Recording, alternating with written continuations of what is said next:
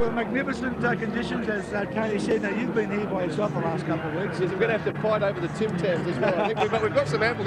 I reckon Chris Langford, the roof of his mouth is going to get sunburned from watching the footy go over his head today. No, I think it'll be closer than that. A lot of people expect the Swans to win by about 5 to 8 goals, and I think Hawthorn always matched up well against the Sydney Swans, and the conditions, Brooksy, outstanding. Hard in the centre, so the centre bounces are very crucial. We saw yesterday in Melbourne a couple of the bounces went towards Essendon's favour, so it'll play a big part as well today. And do you want the apple pie or the Tim Tam? I'll have the apple pie first. Okay, sweet. Yeah, thank you, boys, very much. Culinary delights there down on the boundary line in Dipper, and also Neil Brooks. A warm welcome to our fourth umpire, John Russo. Thanks, Sandy. And today really does have a finals feeling about it, doesn't it? It's that warm September day early in August. And putting Sergei Bubka and the boys behind him, Bruce McAmey. Welcome back, Brucey. Couldn't be better, Sandy. When you said former champion a moment ago, Dipper pointed at Brooks. He said he's talking about you because I'm still a champion. Yes, he must never ashamed, dear old Dip. So we're set to go. This great picture here at the SCG. And Paul Salmon not out there, Sandy, so Stephen Lawrence will take on first ruck duties. He's been playing at centre-half back and occasionally at centre-half forward, but he's up against one of the finest ruckmen in the league at the present time in Stafford. He's done a fantastic job, Greg Stafford, coming back after a slight knee problem a couple of weeks ago, but okay now. It'll be John Harvey who'll get this game underway. Stafford goes early. Lawrence comes over the top. Lewis gets an early touch but can't take it cleanly. The Hawks will be desperate for a win today. They know what lies ahead of them in season 1997. Pushed out towards the wing and belted clear towards centre wing, towards Kelly. He wanted Mooney back again. Jonathan Robin was there. Seymour goes through strongly. Coming over the top of him and affecting the tackle is Brad Scott. And the umpire will come in and take charge on centre wing. And Nick Holland has started at full forward. Generally, we'd expect him to play at centre-half forward, but perhaps it's the shorter ground that dictates that he starts at full forward. He's being picked up by Andrew Dunkley. Creswell and Harford told to get out of it. Dyson and Platten also. Roos will do the ruck work on this occasion. Push towards Platten close to the line. He keeps it in play and it goes straight to Creswell. He gives it to Jason Mooney. Mooney looks up towards the half-forward line. Lawrence is there, got a hand to it. Leckus is also there. He pushes wide towards Graham. Back to Lawrence. He's on half-back. Gives it away towards Graham, who goes right across the ground. Bit dangerous, but it comes off. Langford runs off Carey here. So Langford away. Good kick to centre wing. Finds Shane Crawford. Crawford goes out wider then. Came inside of a moment and then got around Lewis. Little pass okay to Scott. Scott on the left goes to half forward, and good mark in the front there by Justin Crawford. So promising start for the Hawks, going forward early. Crawford, who played his footy here, so he went to the Hawthorn team this year. So the two brothers involved in the build-up with Shane and Justin. Can kick a goal, but this will test. He's going to kick from about 53 on this perfect day. He's kicked the football well for distance, but with the hook, he's scored a behind. So Hawthorn on the board. First score in the match. Glorious day. We just can't speak enough about him. It's amazing to come to a football match on a day like today and to get caught up in the atmosphere. It's superb. Seymour short, and it comes off to Kelly. Tucked in the back pocket. Skipper just pops it over the top. Finds Stewie Maxfield. He comes back to Kelly again, who's almost down to half back.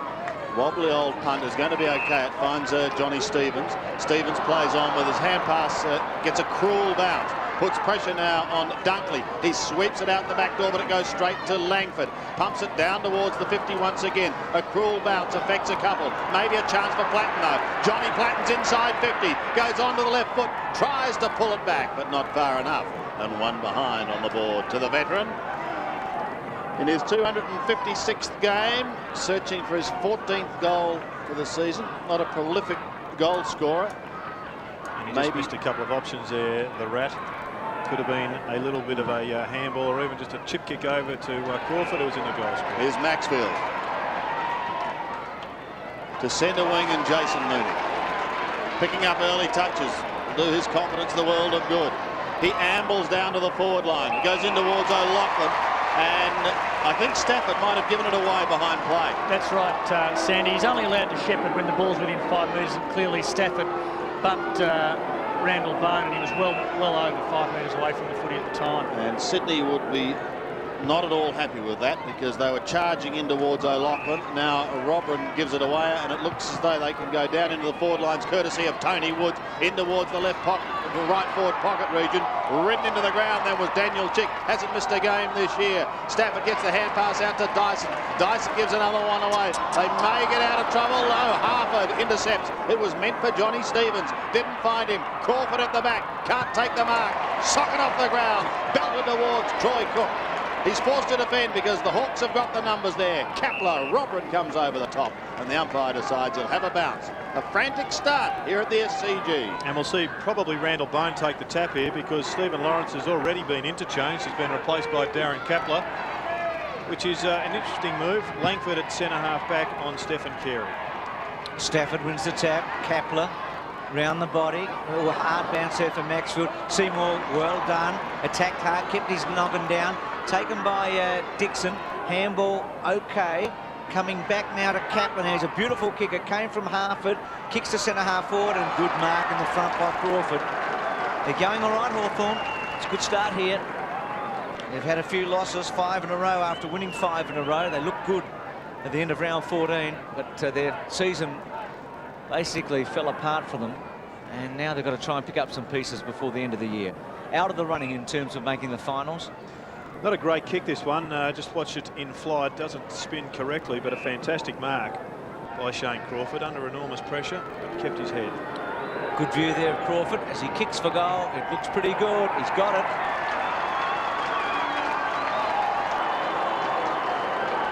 So the Hawks making the running early here.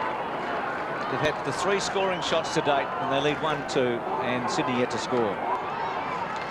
Well, I think it's fair to say, Bruce, that you've picked it pretty early. Hawthorn have settled the better. They've got a very mobile side. They're playing one-on-one, as we know that's the style of football that Ken Judge likes them to play. And Kapler coming off the ground is an interesting one very early in the piece, but he's already had an effect. Hawthorn looking at home early on. 1-2. Sydney yet to go deep into their attacking zone. Stafford gets a mighty leap. Platten can't take it away, but it's going to be okay because Richard Taylor pumps it long down towards the forward line once again. Early pressure is on the Sydney defence. Here's Rowan Wolf. Can't pick it up cleanly and hassled all the way by Daniel Chick to force another throw in. Paul Roux started that centre bounce at centre half forward. He's being picked up by Brendan Crummell, and already he's just moseying on down to that half back line. Stafford gets front spot once again.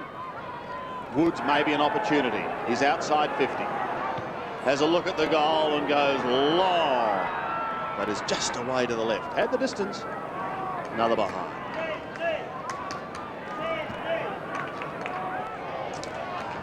Four scoring shots to 0. It'll be Brad Seymour. We'll look towards Stewie Maxfield. This has got to be perfect, this kick. And it was. Just inside the line. He goes towards Dale Lewis on centre wing.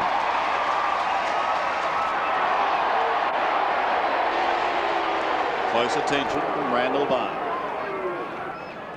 Lewis to Stafford. Again, the big man gets a cruel bounce, but he controlled it beautifully with the one hand. Off he goes to Troy Cook. Cook kicks somewhat blindly. Graham, however, can't take the mark. It could prove costly. Leo Barry was deadly last week in front of goal in the first half. That one goes across the face. And he just rushed it a little bit there, Leo Barry. He had Mark Bowes running towards goal. It's tough, though, in the first couple of minutes. You haven't got a kick. You want to get have an impact on the game early, get the confidence going. And maybe he just should have settled a touch. Taylor to Scott. Scott wide will get Woods. Woods at halfback, enjoying arguably his best season of footy. He's kicking the ball a lot better than he used to. Good mark, Crawford. Fantastic mark there on Stevens. Kicks to half forward. Front spot. Good grab, Holland. Great to see him back. And that's a terrific mark in front of Dunkley. It's going to be a good duel, isn't it, in the air with Dunkley versus Holland today?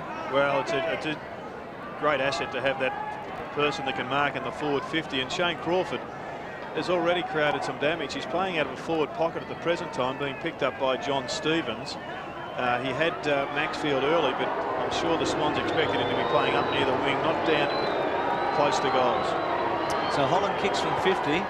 It's floating and floating, but just drifting at the last moment from behind. So his first score. Tony Wood's dipper, he's having a good year, isn't he? He's had a terrific year, Bruce, and he's got the important job today on Dale Lewis, and he can cut out players, but Dale Lewis can also get a lot of kicks around the ground, so keep an eye on that matchup. Lewis just gave it away to Kelly, in fact, who looks towards Stephen Carey. Goes even wider to the outer side. This is Rowan Wharf. Tries to go back towards Carey once again. They've made a bit of a meal of that as Langford sweeps it out. And they may pay a price too, down towards Justin Crawford. Can't trap it at the first occasion. He does so at the second. Here's an opportunity now as the kick comes in from Chick towards full forward. Dunkley is there. Sees it sail over the top, another behind. All Hawthorn early on here at the SCG. 1-5. To the home side's 1 behind. Again, Stafford is the target. This time marked safely in front of Robin. And a pretty good kick-out strategy there. They had Mooney dragging Bone out and Stafford following Mooney, so that a 2-on-1 situation. Kicks towards Stephen Carey. Lewis guiding the traffic. Says head towards half forward. He does exactly that, but didn't get the player playing in front. Instead, it's Graham who defends to the outer side. And then kicks beautifully to centre wing. Holland delivers to centre half forward. Finds Scott. Hawthorn going well here. Scott inside 50. Yeah, the body language on the Swans players suggests that they're not really here to run the hard yards. Just Bays a moment ago. It was just a half-hearted effort, wasn't it, against Graham when the ball came in? And when there was a turnover, I had a quick look at the Swans players. They weren't sprinting and charging down to defence as their game plan would suggest they have to do. Right now, the Hawks look like they're taking a better attitude into this game. So Scott, now they've had a few shots. They need to convert a few. Kicks from about 50. Is it going to get there? Not quite, but front spot, Chick's taking the mark. Well, there's another example. Unopposed in the end. 3 Swans around him. Plays on. Chickley on to Kapler. Left footer, still tightish angle. I reckon Chick from where he was is about the same price as Kapler from where he is as a left footer. There's the angle. He's still got a good chance, but I reckon Chick from the pocket. He's a good goal kicker, Chick. Anyway, Kapler can make a good thing of it. He's tucked away. It's his kick. They like it. He's got it. Well, you can't panic. I mean, Brisbane were 5 behind at half-time, but this is a good start, isn't it, by the Hawks? It's a great start. At 2 goals 5, they've had 7 scoring shots. The Swans haven't looked like it. And the reason Chick got that mark is because he was desperate for the ball. The Swans players are taking the defensive position. They're not attacking the footy. And whilst you wouldn't panic, you'd be darn concerned if you're Rodney Eade.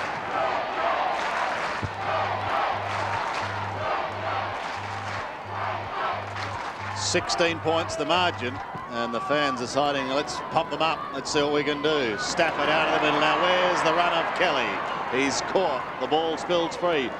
Cook is there. Can't take it cleanly. Dyson goes in strongly. Tries to trap it again. Now an opportunity for Stafford. Oh. Not a pretty hand pass. Pressure for Troy Cook.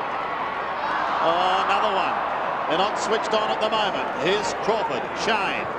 Down towards half forward. A little too far. Over the top of Nix it goes. Hawthorn may get another opportunity.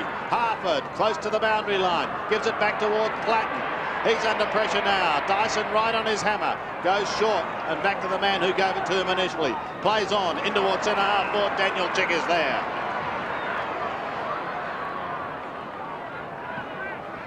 Almost directly in front. Gives it off to Kapler, the left footer. Tumbles a punt in towards full forward. Dunkley got a hand to it. Holland! Round the body he goes. They've got another one. What a start by the Hawks. Still with us, Plugger. How do you feel about all this, Plugger? Yeah, I thought both teams started a little bit scrappy. There was a lot of turnovers, but Hawthorn have certainly found their feet very early now, and I think we're certainly a little bit lucky that they haven't kicked a little bit better than what they have. I think our handball has been nothing short of deplorable at this stage. Yes, it's reflected a pretty poor attitude early in the match, and clearly the Swans can turn it around quickly. But they've made at least one positional change. Stephen Carey's been taken from the forward line and slotted into centre-half back. Yeah, we've just started a little bit slowly. Last week we started very good, but this week we've started a little bit slowly. We've got to get a goal very soon, I think. Carey off the ground. Langford. Oh, Cook well played. He's got some courage. Good smother though by Taylor to half-forward. Kelly stood his ground. Handball okay. Lewis trying to find some space.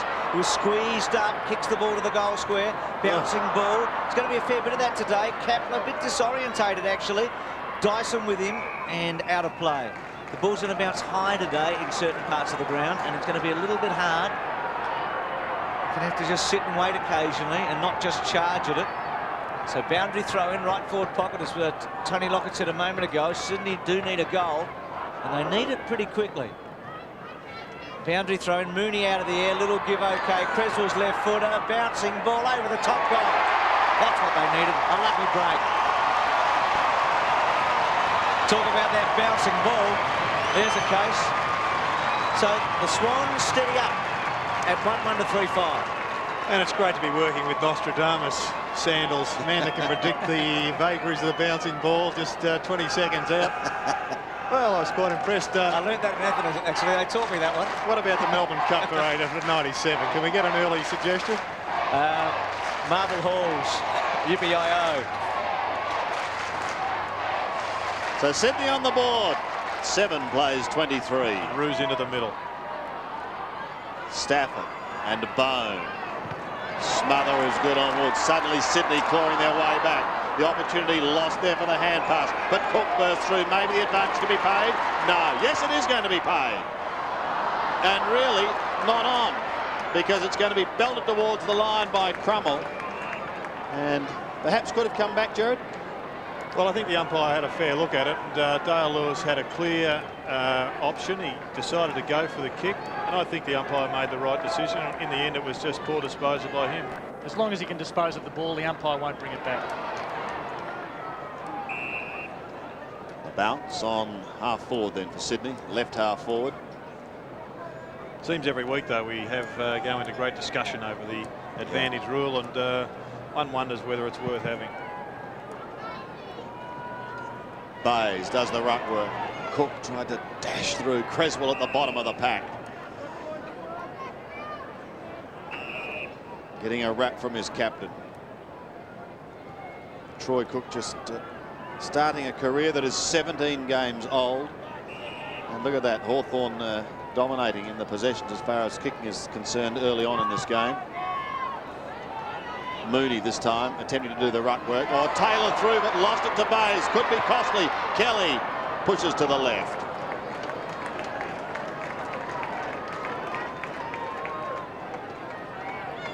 Hawthorn doing well and just tightening Sydney a couple of times going forward, haven't they? 1-2 with the war paint on. 1-2 to 3-5. They've just squeezed up Lewis and Kelly a couple of times. Good kick. Woods. Kaplan, they use him a lot as a designated, don't they? Off a standing start. Good kick to centre wing. They've got the numbers of Hawks, but Lewis down to Stafford. You can feel a change in the momentum in this match. Stafford to centre half forward. Mooney was a high flyer. Creswell waited. Good smother by Harford. Back to Creswell. Back to Dyson. There's a hot handball. Left foot under pressure to the pocket. Hawthorn have got it. And good mark by Lord, who's got the job on Barry in the first quarter here. In the back pocket, full back. He's kicked a lot of goals this season. Keeps it low. Crawford or Graham a target. Cut off by Stevens. Stevens' little left foot around the body. Again, that high one over the top. Well done by Lord. Back to Kapler. Kapler squeezes it to centre wing. Carey back towards Stafford. Well played by Rodman, but Maxfield's away. Away goes the left footer. Stewie Maxfield looking towards half forward. They need a big mark. Belted down past Taylor towards Cook. In fact, past Cook onto Graham. Back towards Kapler, gets a hurry kick towards the centre wing, and it's going to be okay because the mark is taken there by Dixon. Goes on with the job now, up towards half forward. Crawford's waiting down. Crawford can score from here, 52 metres out. He heads for home with a long bomb, but is away to the right. That was Shane Crawford. Coming into this game with just a couple of goals to his name for the season. now 2 goals, 4 in fact for the year. Hawthorn a 3-6. Sydney 1-2 with 6.5 minutes remaining in this first quarter. Settling down now to be a very good contest. Great start by Hawthorn. Here's O'Loughlin. The bouncing ball wobbles in towards Roos in the middle. He gives it away to Stewie Maxfield. He spears a pass into half forward. Cracks too high for Bays. Harper defends and defends well for the Hawks. Kicks the ball wide to centre wing. O'Loughlin worked underneath, free kick against Leckers there. Gee, there was some good play a moment ago. Advantage given on to Mooney from Roos. Mooney, the raking left foot to centre half forward. Barry, good take. I think Lord thought he had him with the hip and a bit of shoulder. The body, but Barry stretched and took a fingertip in the end. Good mark. Gee, that play by O'Loughlin a moment ago, centre half back, was superb. Kicked the ball on the outside of his foot. Shannon Grant looks like he's coming on. Dyson off. But it did show that passage of play, one of the great strengths of Leo Barry. He's tough to match up on because he can take a good mark. He's got excellent hands, but also great mobility. Good shot at the angle here, and he's kicked badly. Well, I missed last week, Sandy. I saw he kicked 5. Did he kick pretty straight, did he? He was sensational in the first half. He kicked 2 in the first term and 1 in the second. Got another 1 in the third. So Ken Judge has opted to cover his mobility by placing Aaron Lord on him and looking for some attack from the most offensive line, but it may be a problem for them if the ball comes in high and he's left one out. Just over 5 minutes remaining in this first term. If you may have just joined us, then welcome to footy's home ground, where we're seeing a very good contest. A lot of mistakes, but Roos now gives it away. Here's a chance for Sydney. That looks good, and they're back. The skipper shows the way.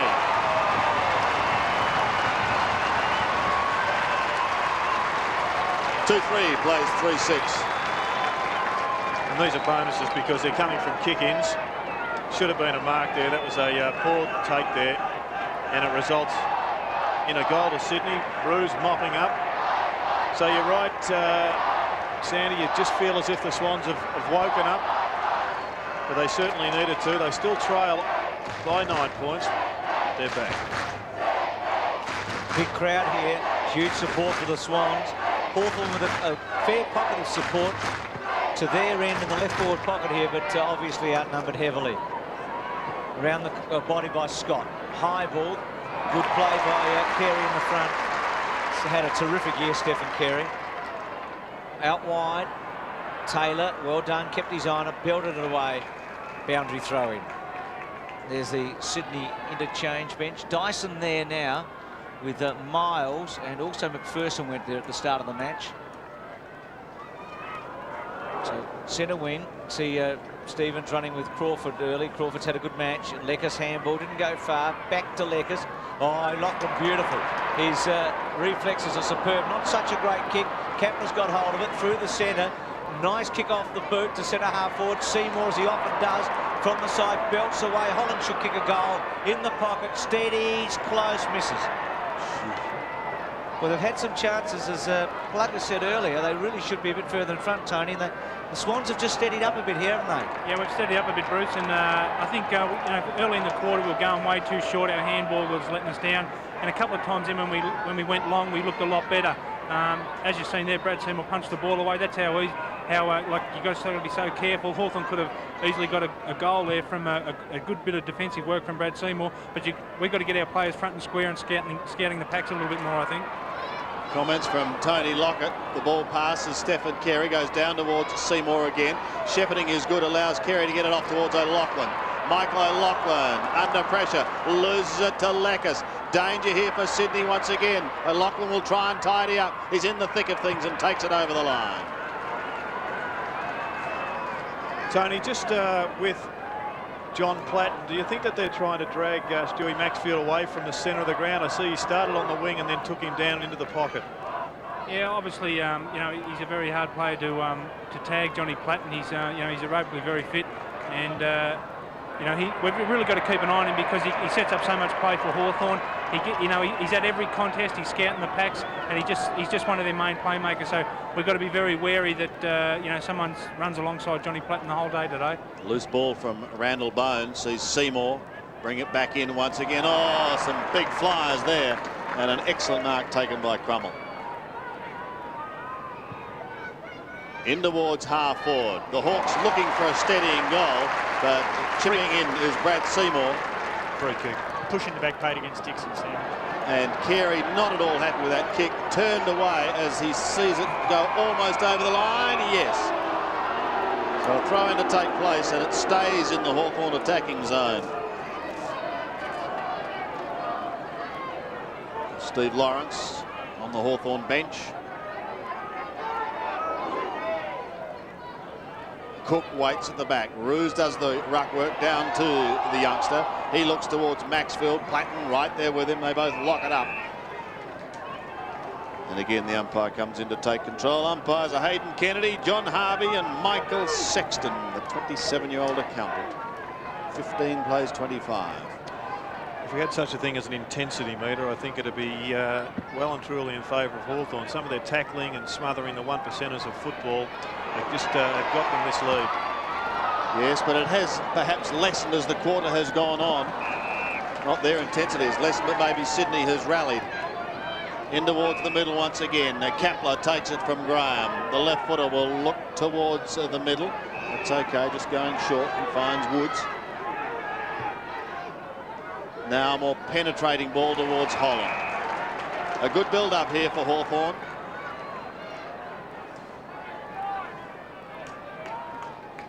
He's directly in front, but is going to have to kick this ball 55 metres. 1 already to his name. That came from a snap. Here's the set shot, and he does it beautifully. So Nick Holland has his second. And Hawthorn steady late in the term. 4-7 plays 2-3. Yes, and Dion Miles has come onto the ground for the Swans. And Shane Stevenson has come on for Hawthorn. Mark Bayes has been dragged. And Sandy, despite the fact I think the Swans have got a couple of goals in a row, I think it was through individual performances. But you have a look at the side's performance across the board, and I think the scoreboard's a fair reflection. 4-7, 2-3. Good effort, Holland. Potent up forward. Crawford's had a good term. Out of the centre. Kapler's had 10 kicks in the opening quarter. The ball to half forward. Holland front spot. Carey belts away. Big job for Carey. Richard Taylor, about 70 metres from goal. Turns it around to Crummell. Lovely mark. Not paid. Play on. Stevenson with him. Crummell nearly falls over. Has a lot of time. That's ominous. Then centres. They want Holland every time. Cook's brave enough and strong enough to stand there and take the mark. It wasn't easy. Keeps it low. He's a bit lucky. Stafford is going to be a hard ball to control. He's so clever. Worked forward by Wharf, but cut off beautifully by Harford. He's a class act, Harford. Back to Langford, 301st game to Platten. He should go over the top. He does. And Scott's missed it. O'Loughlin in. Wobbles one to centre. Lewis front spot. Good hands there by Harford again, but cut off. Wharf gets it from Grant. Wharf's floater not good. Marked by Graham. Graham laterally. Langford or Crawford, take your pick. Crawford in short to Kapler. Kapler's been on the receiving end of a lot of short ones, either handball or pass. Beautiful kick.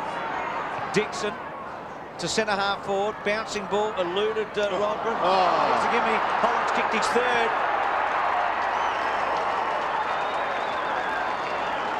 Dare I say that bouncing ball. It's 5 goals to 2, and Hawthorn have charged back here.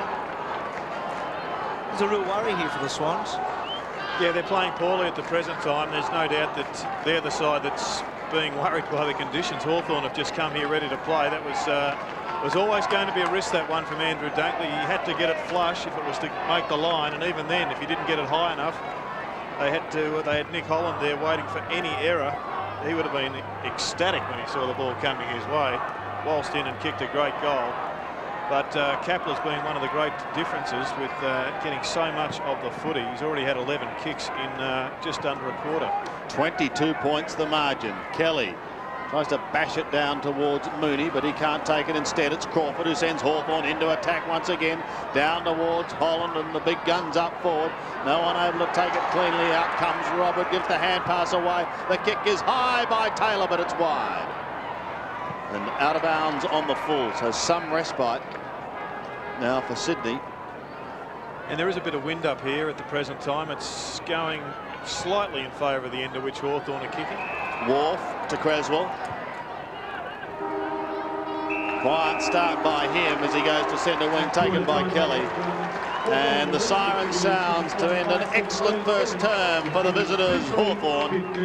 Charging out of the blocks with Nick Holland showing the way, kicking 3 from up forward. And Sydney now have a major battle on their hand. Very, very important clash for Sydney if they want to host a final. Hawthorn hoping to finish the season in a blaze of glory, and are doing exactly that at the moment. It's quarter time here at the SCG, and the Hawks are 5-7-37. Sydney are 2-3-15.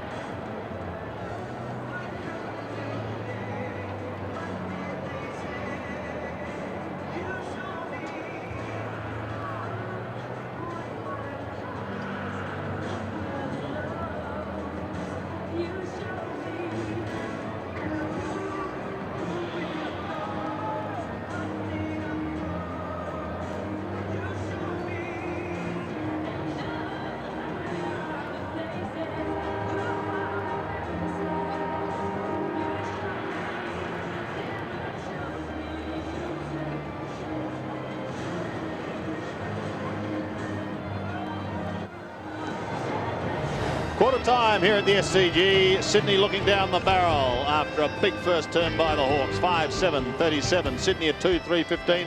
And Rocket lived up to his name at quarter time and had plenty to say, ripping into his charges. And quite frankly, Tony Lockett, who could blame him, because they weren't good.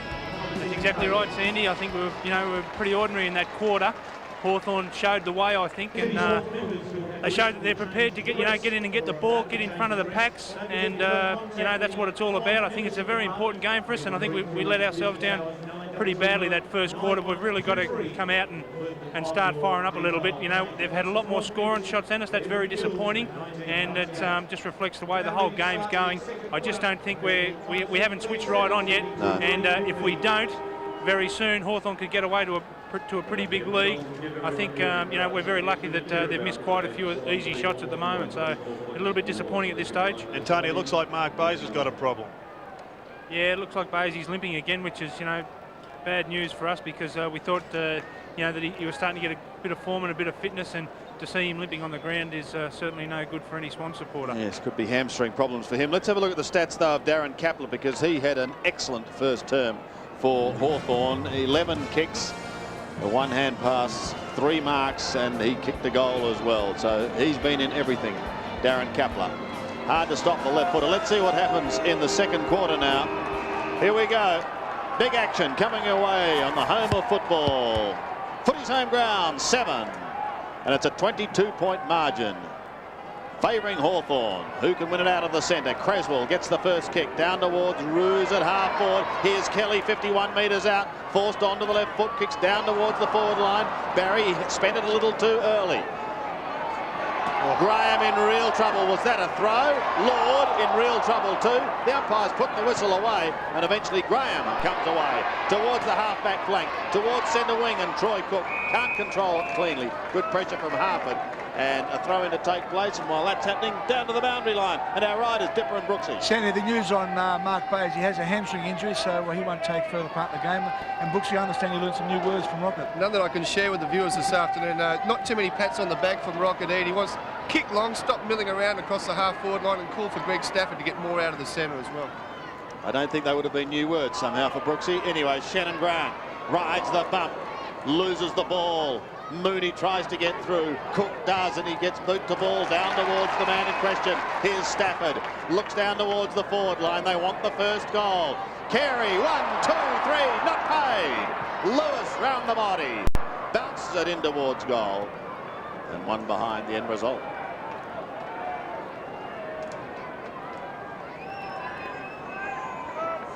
Here's Bayes. So that's a real shame long term.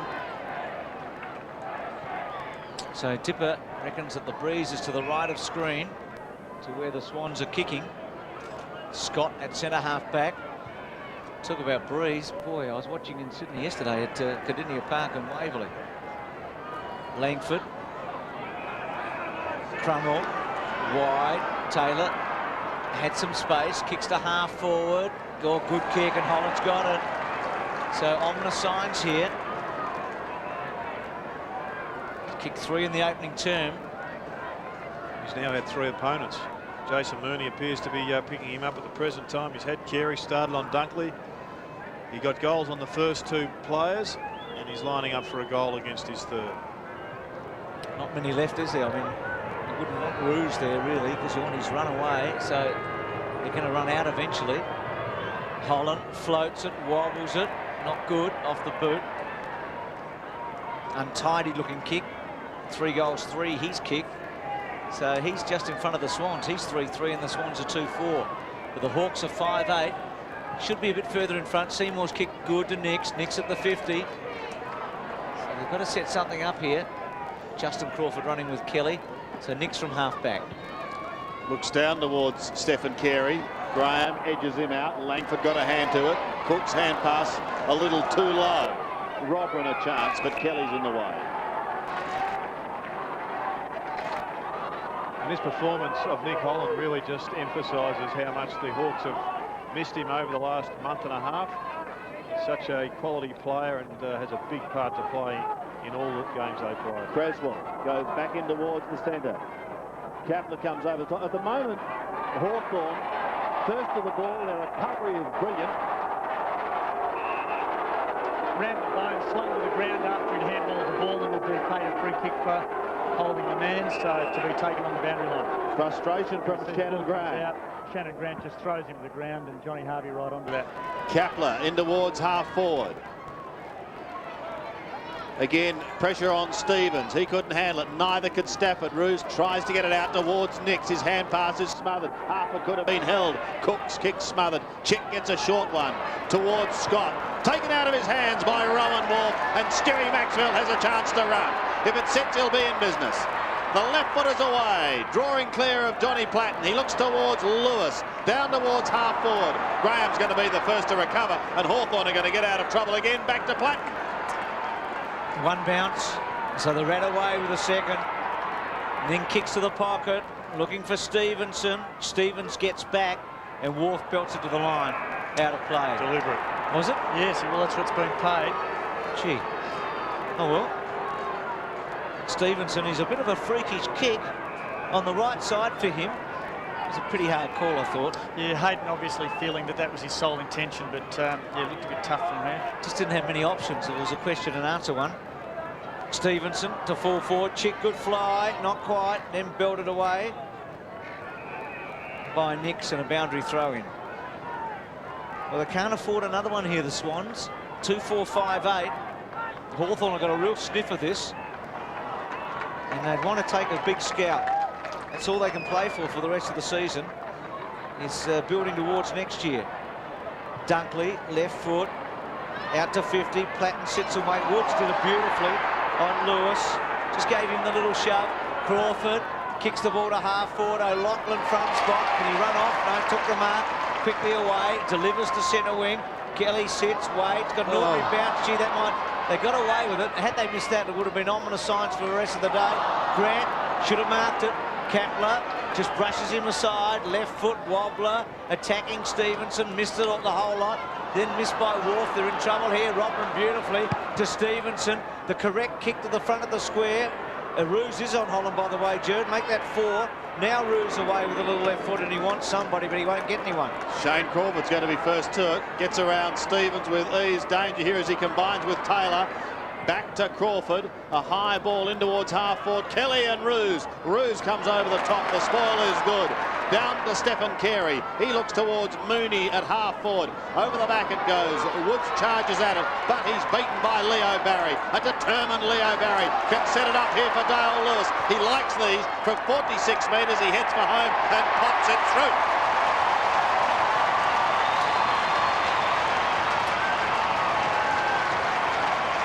Well, it's taken a while, but maybe that'll be the one that'll spur them on, Jared. Well, it may well be, Sandy, but it was a great punch from Paul Roos deep in defence to get the ball away from Nick Holland. But they haven't really had enough of this. Somebody running at the footy, somebody being constructive up in the forward line. It's been hit and hope situations for the Swans at the moment.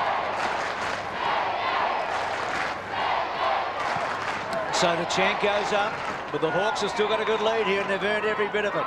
Harford through the centre, make that Taylor. Quick kick by the Swans. Can Mooney get there? Well played, Harford. Beautifully played. His give to Langford, outstanding. Langford's kick to half forward, good. Holland's having a match and a half. As Gerard said, where would they have been if he'd been there for the last 6 or whatever? Kicks the ball to half forward. Dunkley at the back. Chick went to ground. Or clever Robin to Platten. Platten's left footer, wobbly, untidy, ineffective, out of play. Gee, that Robin family, don't they know how to use the footy when they get hold of it? Barry, Matthew, Jonathan. The number 10s. Maybe we're biased because we saw Barry at his best, Sandy, for so long, but boy, I love watching them play.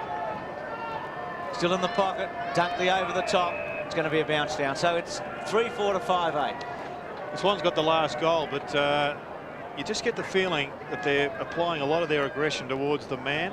We've seen a couple of free kicks paid, one in particular against Shannon Grant for tackling too aggressively, and they've just got to focus more on the footy. Stafford tries to pluck it out of the air. Dunkley away. for the moment out of trouble. Almost a mighty slips catch towards Crawford. Holland gives the hand pass away to Platten. Johnny the Rat is inside 50 now, but it's a proper old hand pass. Difficult one for Harford. He's got plenty of support. Here goes Scotland towards goal, and Hawthorn have the answer. Brad Scott has not missed a game this year, and he's kicked his 6th goal for the season. And Tone, you don't look at all happy with that.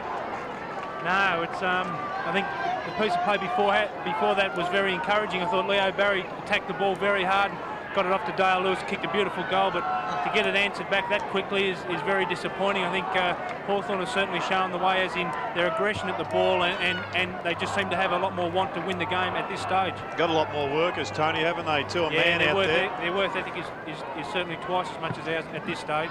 We've got to certainly lift there. In the centre, Bone wins it. Scottish just kicked the goal, pushes forward. Ruse, well, held it up cleverly, actually, to Mooney. Now they can get away here. Dyson provides the shepherd. Mooney's kicked a half forward to nobody in particular. Graham got one in the back, get a free kick, deserved it, got pushed in the back. Change coming. There's Ruse coming off the ground here, and Maxwell coming on. It's interesting. Carey's gone back onto Holland by the look of it. Now I'll pick that up in a moment. Somebody else on Holland. In trouble, Ruse. Dunkley's gone back.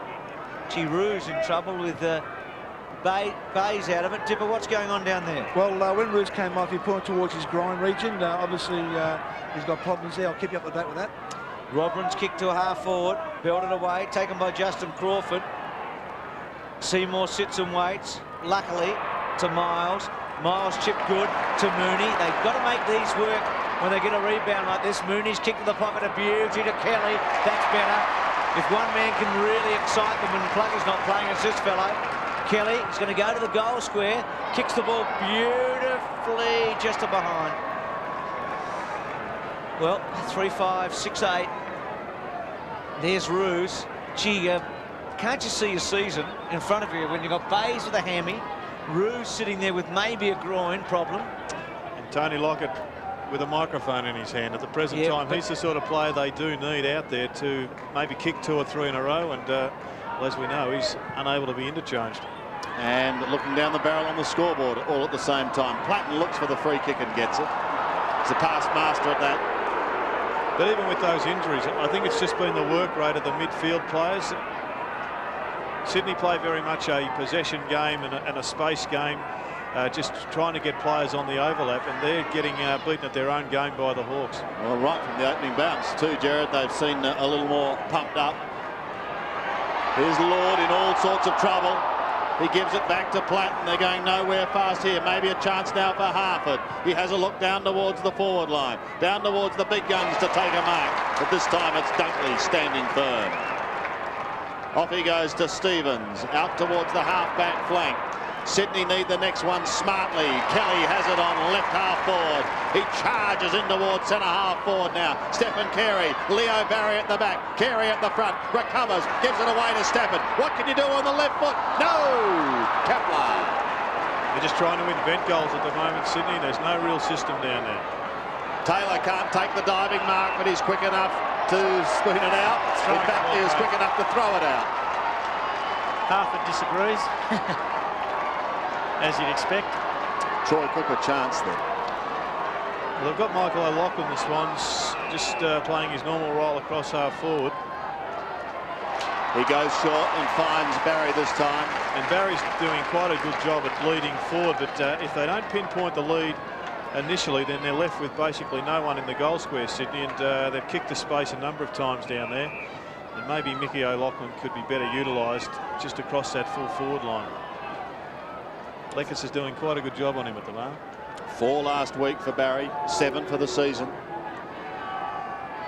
But he was a real live wire, a real spark up forward early on last week. And he has snuck that home.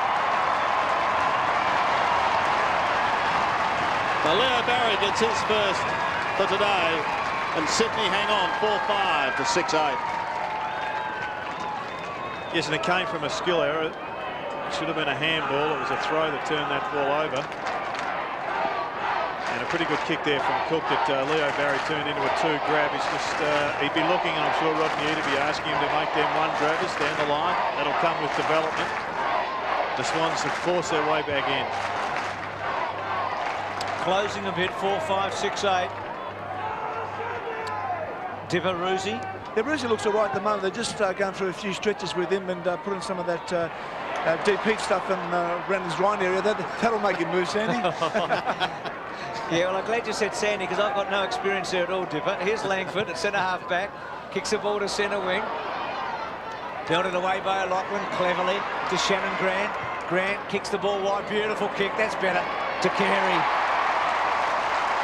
That had a bit of purpose, didn't it? Well, Carey's a vital element because he gives them that target to look for, and it looks like Grant has worked his way into the game. He's still playing on Darren Kapler, but he's on the far wing, and he's moved to the members' side to see. You see him there picking that ball up, and he knows what to do with the ball once he's past the forward line. And he really did find Carey in space. Good shot at the angle here as he kicks on 50. Hit the post. He's coming back at the end. So his first score. There's Paul Roos. And we all feel for him right now. If what Dipper said exactly true.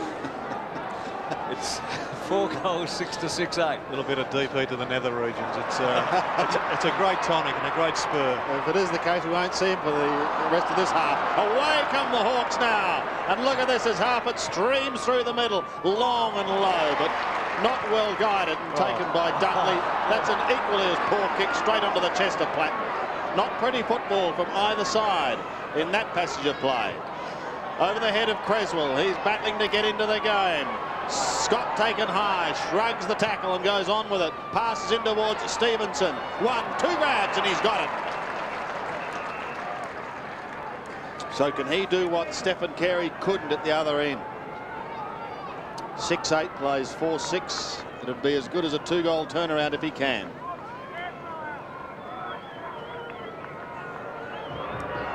And he's been deadly this year. Coming into this game without a miss. That's going to be short. High, sits in the air and drops down towards Seymour, tucked in the back pocket. He gains another 15 metres before putting it over the line. Dipper, no further update on that injury? No, not at the moment, Sandy, but it doesn't look like he's in too much discomfort. Expecting to be back on the ground shortly. Talking footy on Monday night, the couch has been moved to Adelaide. What a mighty job that was, and looking forward to it. Malcolm Blight will be there. Stafford, Kelly to Stevens. Stevens to half forward. Important ball here. Lewis playing it all right. Woods with him. Carey couldn't quite get there to provide assistance, so boundary thrown. A bit frustrated there, Dale Lewis. It's back after suspension. There's the Hawk bench. Lawrence has been there for a while with Dixon. The Swans have pushed Maxfield up into his best position, and that's across the centre line. He's on a wing, he's on Aaron Lord. But I think he's a more dangerous player when he's able to penetrate the ball into the forward line, kick the ball towards those forwards. And he was just being taken away from that role by tagging John Platt, and Dyson's gone on to Platt. And I don't think that's too much of a loss, losing Dyson, if in fact he becomes a defender. Carey gets a free kick against Langford and then kicks the ball to centre half forward. Rodman, beautifully done. Clever to Lord, to Taylor, to Graham. They've kept call at the back, the Hawks. Graham kicks the ball to centre wing. Target Leckis, O'Loughlin with him. O'Loughlin read it very well, then caught by Leckis. Mooney back to Stevens. Handball inside to Grant. To Nix on the run. This is better. Can go all the way and kick the goal. 50 out, lines them up. And goes for it. Better. Gee, that was exhilarating. Fantastic to watch. 5-6 to 6-8. Just a good build-up here. Handball spot on by Stevens. And then the Grant. And Nix carried the ball, Jared, from centre wing. That was the key point, Bruce, wasn't it? That he went, there wasn't anybody deep in defence. You could see they'd all let up the ground. And he went into the 50, and it was a fantastic shot at goal. Sandy, there was actually a report in that passage of play. Shane Crawford's been reported for either tripping or attempting to trip Matthew Nicks. 8 points the margin. Still a little bit of niggling going on, but we go back to the centre. Lawrence wins it. Scott can't take it out of the middle. Neither can Harford. A little bit of tunnel ball going on as Harford goes again towards Lawrence. Could be a free kick to Hawthorn for holding on, and it'll go the way of Lord.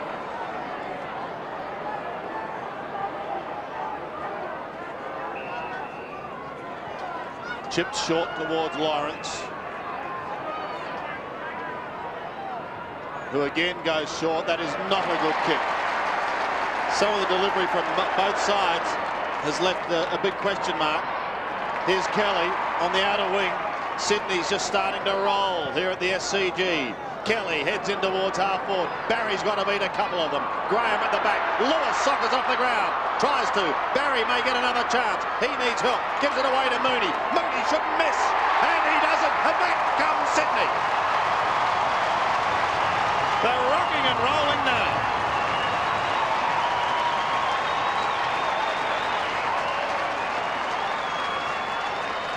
Well, I didn't think this kick gave them all that much, Sydney. It was to a 2-on-1 position, but they're starting to get some players at the base of the packs, as Tony Lockett declared they had to. And good play there by Leo Barry, who rather than trying to wend his way through a conglomeration of Hawks, he kept the head down, looked for the Red Sox, found a handball target, and a pretty good finish. And an infringement in the centre square, so things are starting to roll for the Swans. 6-6-6-8. Kelly takes it from Stafford, kicks it very high in the air. Who's down there? Crawford. Oh, good take. Good mark, Crawford. Sat and waited for a fair while. He would have been disappointed. We believe he has been reported for attempting to trip Nicks a moment ago. Kick to centre wing, Stevens. Next few minutes important here. That's pretty wasteful. Dipper down on the boundary line. Yeah, Paul Roos got up and took a couple of strides and looked back at the bench and said no good. So looks like he's in a bit of trouble. Okay, Kapler short towards the centre half back. He steadies, comes right across the ground. The ball sits, but it should be okay. Robin takes the pass from Graham. He's almost down to centre wing. Stevenson's got to beat a couple. Instead, he defends, fisting it down to half, and he's caught. A crowd ball, and it'll go back to Troy Cook. He turned 21 only last week, this boy, and he really is one of the game's excitement machines. Looks to half forward, to another one. Kelly tries to do it with the one hand. Nicks beautifully to Maxfield. Go the left footer as he heads towards home, but he pushes to the left. Lewis, is he over the line? No, said the umpire. So he's going to have a shot.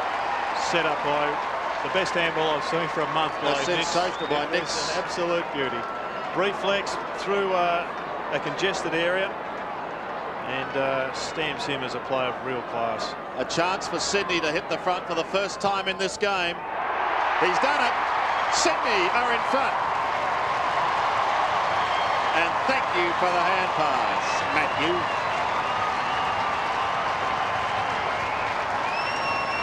We're going to have another look at this. Keep your eye on it pretty quick. Good work there by Cook, who got the turnover. There it was. Great vision. And hasn't Paul Kelly done a power of work in the last 10 minutes, really, to lift this club and his team single-handedly? He's had 14 kicks to date. A couple of handballs, a big half. Bone looks like he might have injured his hand. It's in his first match for the season. Boy, Sydney on fire here in front. Hand on the bone. Fantastic atmosphere. Kelly's quick kick towards half forward. Woods, they need to get one here, Hawthorn, late in the term to steady up before half-time. Lovely mark. Front spot taken by Dixon. Goes back to Lord. Lord's kicked to centre half forward. Holland's been the superstar of the first quarter and a bit. Chip held up. Miles okay. Kelly sensational. Had about 19 possessions. High ball towards half forward. Shannon Grant and Kapler. Well played, Kapler. Belts away. Taylor's handball to nobody, just looking for space. Lawrence, not bad, to Platten. Here's the rat. Chips, okay. Stevenson's got it, 60 metres out. Goes short. in towards Scott on the forward line. Dunkley cuts across and defends. And it has been the Swans who have upped the ante on the intensity. Paul Roos there. That's the last we're going to see of Paul Roos. Tells us he won't be coming back on. McPherson looks set for a run, but it's the Swans' intensity now that is causing the Hawks to make some disposal errors, causing a lot of turnovers in defence. Crawford, stung maybe by that report. Sockers off the ground. A century kick in towards half forward. Wharfs the flyer from the side. Stevenson through but couldn't take the ball. It's locked up and going nowhere as Daniel Chick will disentangle himself. And Sydney making the change. Stewie Maxfield leaves the ground, and coming on is Daniel McPherson in game number 27 for him. Hawthorn deep in attack. Dunkley belts it away. Worth a kick, isn't it? Outside 50. Out of play now. Got the perfect bounce too. And Tony, a much better finish to this term by Sydney, starting to find that old intensity back again. Yeah, look, we've certainly picked it up a little bit in the last 10 minutes, and it's an amazing game, this footy. And I don't think we're playing really well, but the last 10 minutes we've kicked a couple of, or 2 or 3 quick goals, and all of a sudden we find ourselves in front. So that's an amazing thing about football, isn't it? And your skipper knows how to inspire them, doesn't he? Sorry? Your skipper knows how to inspire them, number 14. Kelly. He's just he's just so inspirational. He's just had a fantastic game. He just never has a bad one. He's just a great player. Thanks, Plugger. So Wharf, good mark there, under a bit of pressure, keeps it low, good kick to Cook. They're starting to play with some system here. I'll tell you what, Brad Seymour left his man once again to punch through for that behind. He's one of the best back pockets in the game at the moment. Lekas, ordinary kick by Cook. Crawford to Kapler. Kapler normally delivers. Good to Dixon. Strong mark in the front. Kelly was at the back. McPherson held him up. Dixon at centre wing. Centering ball. Seymour sits and waits. From the side was Miles. Lewis. Okay. Nix, who's been good. High. Back to Scott. Play on to Woods. Can straighten the body. Kicks to Holland in the pocket. Oh, he's too good. It's a good kick. Gave him every chance. And this man, who's got arguably the best hands in the game, his kick 3 takes the mark. Yep, Sandy's writing Stewie down, and I reckon arguably this bloke's as good as anyone in the game when he takes a mark. They're all good, but he's one of them. Can he kick the goal? That's very important. 7-6 to 6-9. He has. He's kicked 4 in the first half. He's the star, isn't he, for Hawthorn? I know Kapler's had a lot of the footy, but he's been unbelievable. Holland. Well, he's given them the target, hasn't he? Lewis there just getting a questionable disposal away, as was that. And look at the Hawks. They've still got the numbers. They've been challenged, but they're still there. They're still hanging in there, and it was pretty important for them to get that goal. But Nick Holland is just a terrific player. To think he was nearly lost, it would have been amazing. In the first term, it was 5 goals to 2 Sydney's way. In the second term, it's 5 goals to 2. Correction, Hawthorn's way. In the second term, it's Sydney's way. Here's Tony Woods out of the middle. Loses it to Dyson. He's ripped off the ball, however. Spills free towards Lewis. Picks it up now, but gets rid of it very smartly. Lekas dodging and weaving. His hand pass a little off target. Taylor's got time, however, to tidy up. Look down towards right half forward. This time the defence stands strong. Andrew Dunkley had a dramatic finals campaign last year. Would like something a little smoother this year, but at the moment they're battling for 4 premiership points here at the SCG, just to stay not only in the top 4 but also in the 8. Wharf will leave it for his teammate. He does. Here's a chance now for McPherson. Frenchman on the ground. He looks down the middle and heads towards half forward. Cresswell was there, but he couldn't take the mark. The Hawks have got the numbers again. This is Robran tidying up on the outer side. He goes to another big man in Lawrence, who takes a timely mark. Stephen Carey fairly upset with that one. He was 40 metres alone, and McPherson went over the top. Dunkley pushes to the line, boundary throw in. So we're getting close to half-time.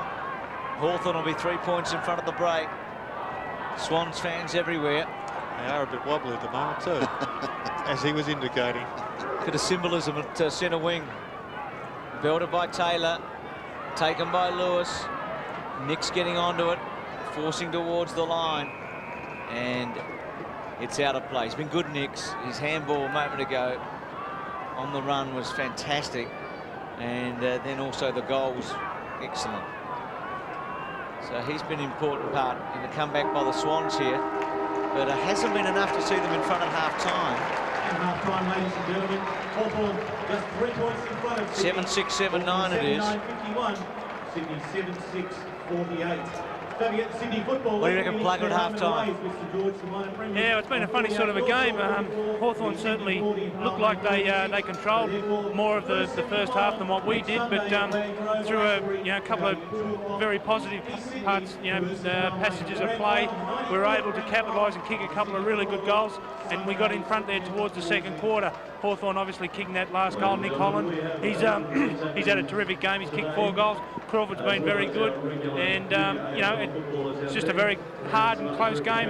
I think the skill level's been pretty ordinary, especially on our point, but certainly on Hawthorn's a little bit as well. Both teams have turned the ball over a lot more than what they certainly would have liked. Thanks, Tony. So at half-time here, it's the Hawks by 3 points over the Swans. It's 7-9 to 7-6.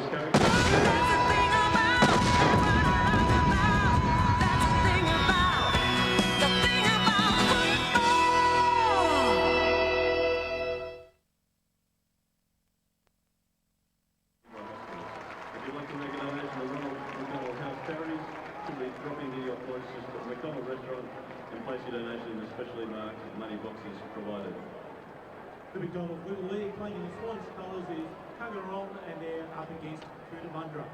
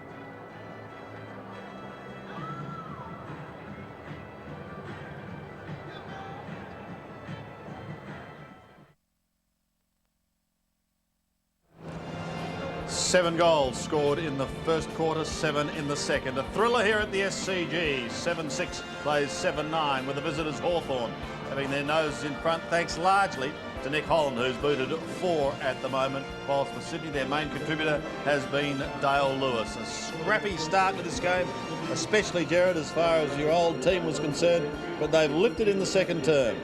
Yeah, they lifted markedly, but they had a fair way to go. They were coming off a pretty low base. It was perhaps one of their worst quarters of football for the season, the Sydney Swans. And, well, Hawthorn, I think they would have been inspired knowing that they had Nick Holland back in the side. Pretty smart goal, that one. The big bloke, he didn't even straighten up. He just kicked it from a bent position. He knew he was under some pressure. But the whole Hawthorn side lifted, and they have worked overtime through the middle of the ground to make up for perhaps a talent deficiency. They're certainly not as gifted across all lines as the Sydney Swans are. But if you took the likes of Paul Kelly out of this Sydney Swans side, then they really would be struggling. Stephen Carey's had an up and down day. He's had a couple of good moments and also made a couple of mistakes. The Swans, of course, are hampered by the fact they've now got Bays and Roos on the bench, and that may in the end of the day count against them. Lewis has been quite well held by Tony Woods, but he's broken clear a couple of times to score. I think the Swans need a lift out of Creswell. He also is struggling.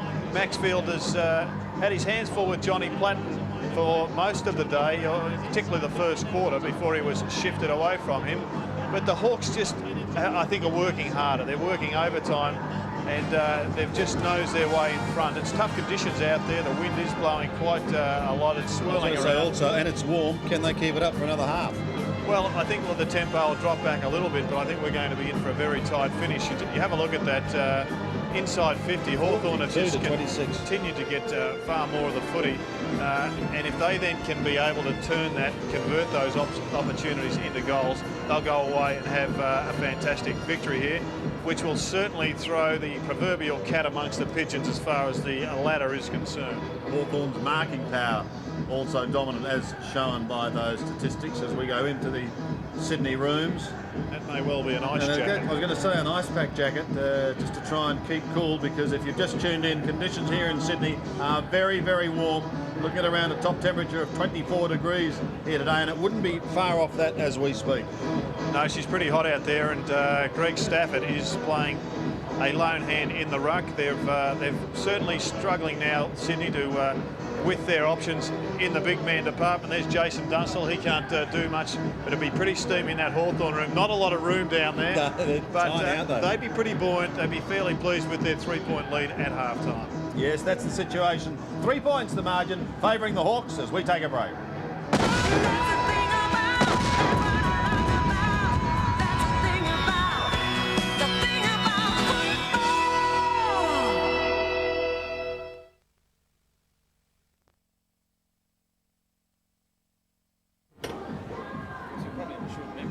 Drew, can you hear me, my boy? Yes, mate, how are you? I can only just hear you. Well, speak up then. Can we get some more level off Drew? Cole? Yes, speaking now and turning up the volume now. Yes, here we go. Yes, yeah, that's talking a bit better. to you now. Yes, how are you, mate? Yeah, sensation. Excellent. Roscoe, good afternoon. Hello, Sandy, how are you? I'm very well. What's the weather like, Drew? It's just belted down with hail, mate. But apart from that, it's a beautiful day. Has it really? Yeah. It's What, been raining. lying? Oh, magnificent. It's on the way then. Yes, we'll get a bit of precipitation. Yeah, a bit of grizzle. Yeah, grizzle. Mate, I'll just straight throw to you and we'll go from there. Righto. Do you know what happens from then on? Because we've got no idea. No, you just chat, and I think you've got curls on the boundary, haven't you? Yeah, we got the legend. And then you just throw back to me at the end. Righto, mate. Okay. Best eyes, bit eyes.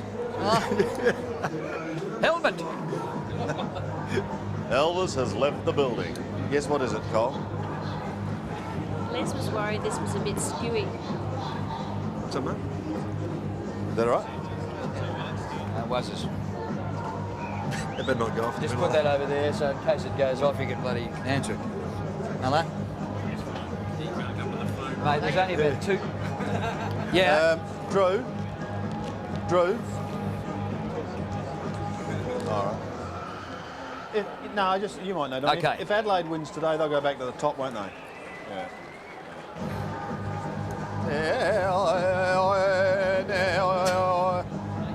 Who's the Cherokee?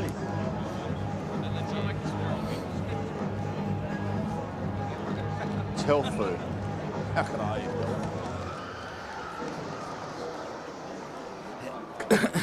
Oh. I'll have you a snake. Yes, I know. That famous German cyclist, Helmut. He got a Guernsey. Drew? Yes? He got a Guernsey again today. Oh, did he? On game day. Oh, good. Yes, we mentioned him. What, was he a supplementary player for the Swans he was or something? No, he was a book editor. Oh.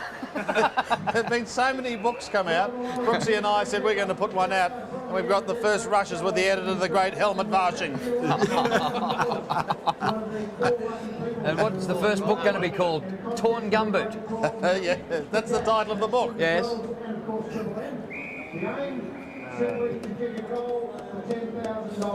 You said it was going to be a bit sporty, didn't you? Yes. Oh, well, give him a freebie.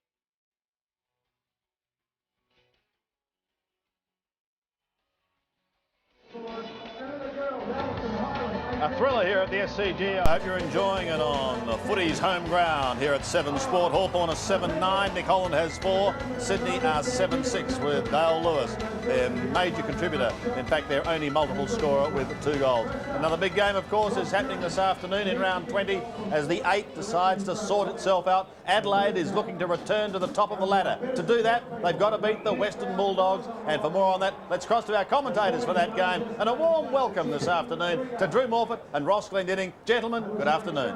Good afternoon, Sandy. Thank you. And we might be able to pinch a bit of your warmth from Sydney because it's coolish here in Adelaide today. And just a few minutes ago, we had a hailstorm here. So I think we're in for a bit of weather here this afternoon.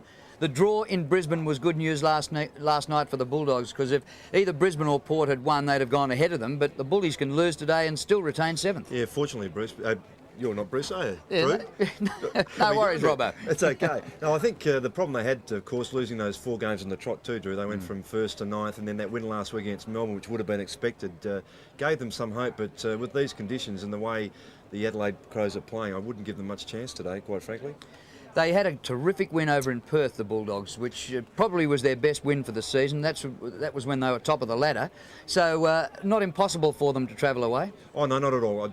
Just the form that the Crows are in, Drew, I think is going to make it very difficult for them. And I think they've pretty well got their best side in the Bulldogs, bar perhaps Brad Weira and Minton Connell and Hudson, who are their better goal kickers there. They have really dropped away in form. They both played reserves yesterday. So they might miss Matthew Croft. He was a player who perhaps could have gone back to Modra or play centre-half back. But around the ground, I just don't think they had the leg speed and the players to match up with the on-ballers from the Crows, particularly the likes of Rashudo and Jarman, who've been very, very good players all year. Well, this is a rarity. No change that we know about as yet in either side. Of course, Adelaide went to the top of the ladder last week when Geelong was surprisingly beaten by Essendon, and the Crows got over Port by 7 points in showdown 2 here, so they go in unchanged. Yeah, pretty pleasing effort, I think, from their point of view to perhaps a game that Port should have won, but the Crows just withstood that and came back very well. Unchanged side, Drew, isn't it, from last week, so we won't see Stanfield playing there. Rintoul also will miss out, but I think that lineup very strong, and I think their bigger fellows are playing very well, particularly with Wren, Pittman and Chalmers. They're just finding a bit of form. They'll be pretty strong. And the Bulldogs made 5 changes 2 weeks in a row, but this week have settled on last week's lineup. Yes, and I'll be just talking to Neil Curley. He'll probably mention it himself, how they might use the likes of Ramiro and also Liberatore will be interesting today in those tagging type roles. Big responsibility on Chris Grant to kick some goals. So here he is on the boundary. I hope he avoided the hail, but he's a legend of the AFL, and it's a very good afternoon to Neil Curley. Thanks very much, Drew. Well, as you said, the weather is certainly threatening. There will be a strong breeze going to the left of screen, maybe in the right forward pocket left of screen. So winning the toss could be vital if the rain does come in. But I'm like Ross. I'm just anxious to see what sort of matchups Terry Wallace will have today for the Adelaide Crows. You can rest assured that Malcolm Blight will go in with his normal pattern. He won't worry about having taggers, but I think we'll most probably see Liberatore and also Romero maybe pick up a couple of the players. And if they do that, with Malcolm Blight's tactics now of playing Jarman and Rasciuto out of the forward pocket, that would certainly leave those players too small to be in a defensive man-up position. On your curls, look forward to hearing from you later in the day. This game going live straight after the Sydney game for many stations on the network. I think we should be in for a beauty here between the Crows and the Bulldogs. Andy? Yes, thank you, Drew, and also Ross Glendinning there at Football Park. As Drew said, this game going to many places around the country. As we say, just check your local guides for details. 3 points, the margin here at the SCG in favour of the Hawks as we take a break before the second half.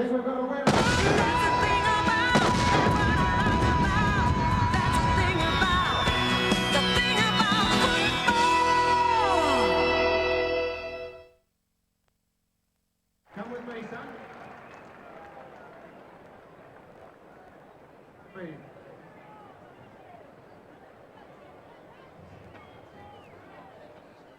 Okay, we've got to get the post sorted out. He's got his football. What do you do, Ross? What do you do? Making my try. Have you been to the Swans all year?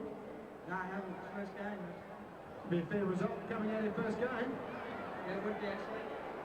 No, let's give him a break. Like this. I told you it was a surprise.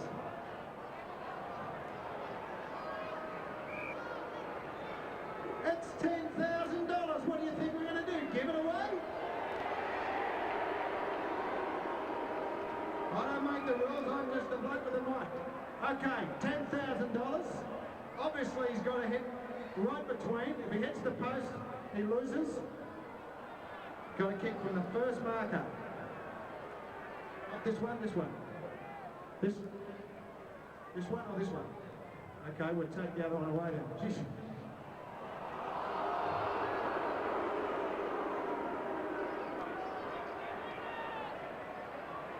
Okay, he's only got to get it through. Look, it's easy. How about a bit of support? $10,000. Righto, Ross. Over to you. $10,000. Everybody, bit of a cheer. He's dropped it!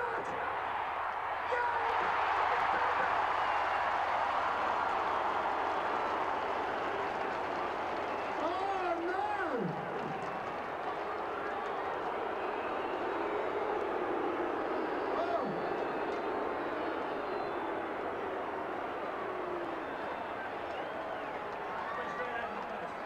Straight over the post, only behind, sorry.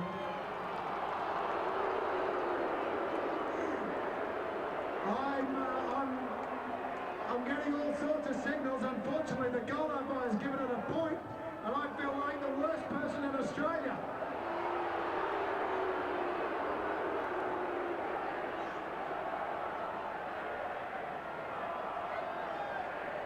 It's not my fault, I can assure you it's not my fault.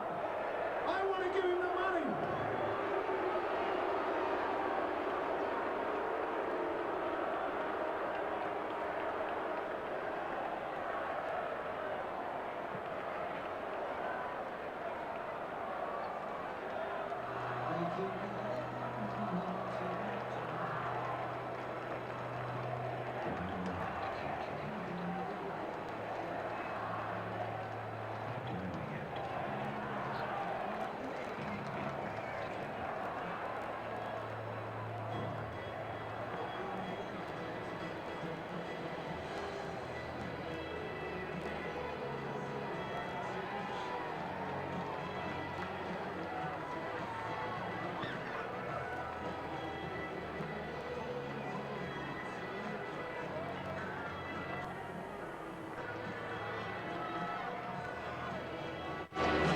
We're back.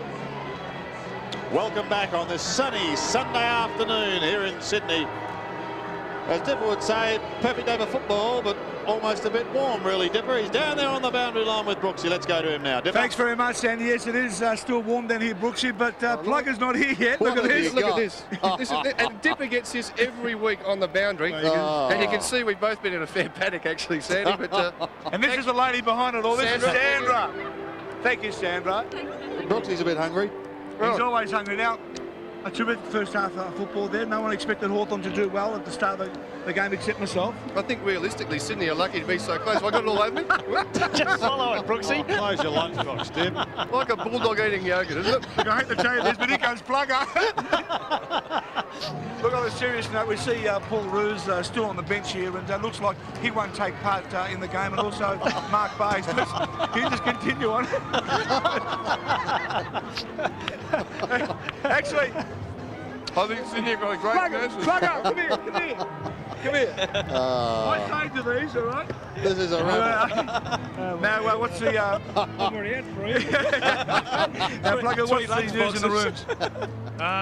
No, he wasn't too happy, but it's just a matter of keeping persistent. I mean, Hawthorn, a very disciplined side. And, we're going all right. How can I be serious with these two idiots? We just got to keep pushing the ball forward. We got to get front and square and just get some players around the packs. I just think we're falling down badly there. Thanks, Plugger, and look forward to hearing your comments once again. Speaking of falling down badly, Dipper and Brooks here. Have a look. It's incredible. Dipper will take that lunchbox home and put his medals in there, Sandy. Yeah. Oh, well, let's get down to business, eh? Well, Stephen Carey's down to business. He's starting the quarter at full forward. He's going with the veteran in Chris Langford. Norwich rising star up against a fading star.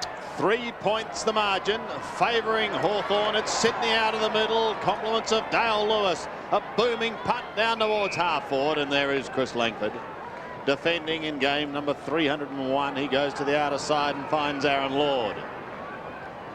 The Hawks had a mighty start. Sydney pegged them back in the second. It's on centre wing at the moment and belted clear by McPherson, but straight back to Graham. Tucked in the back pocket. Another excellent crowd here at Sydney. And word is their membership, well, they're lining up to join this club.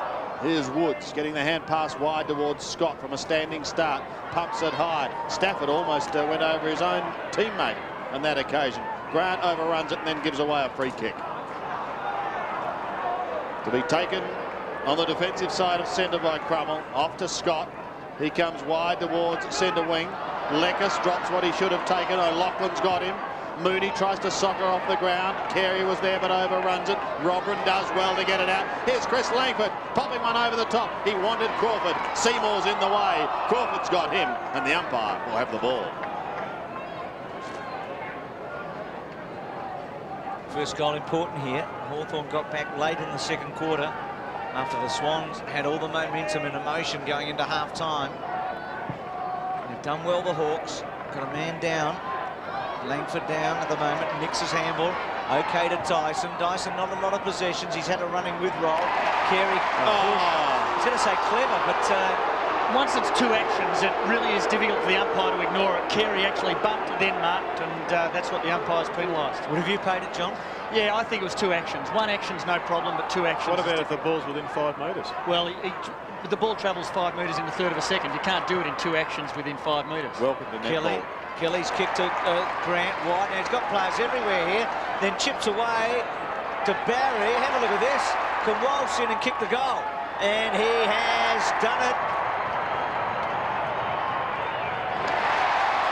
Well, just for a moment, it felt like the game had stopped, didn't you? I mean, there were no Hawthorn players around. He's kicked 2, Barry.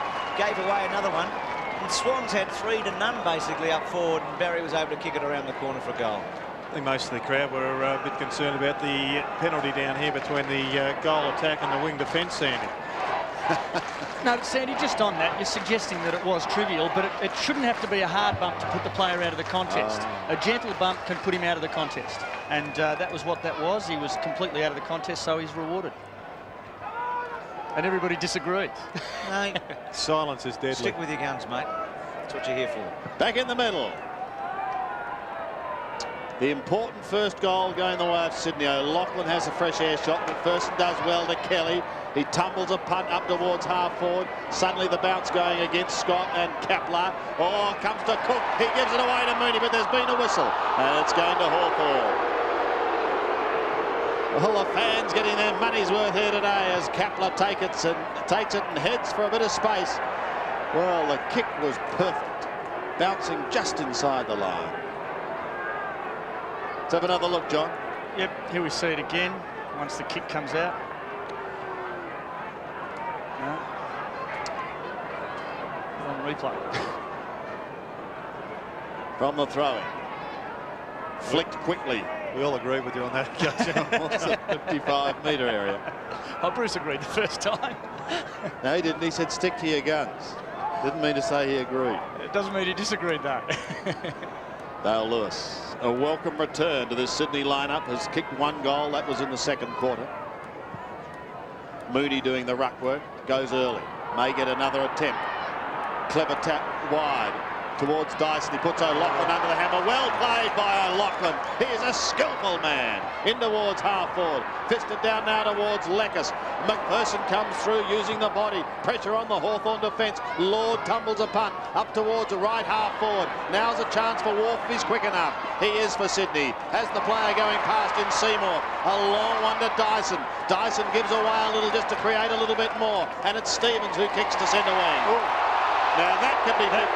I think Michael Sexton would be thinking about 50. He hasn't blown time on, so he's not going to pay it.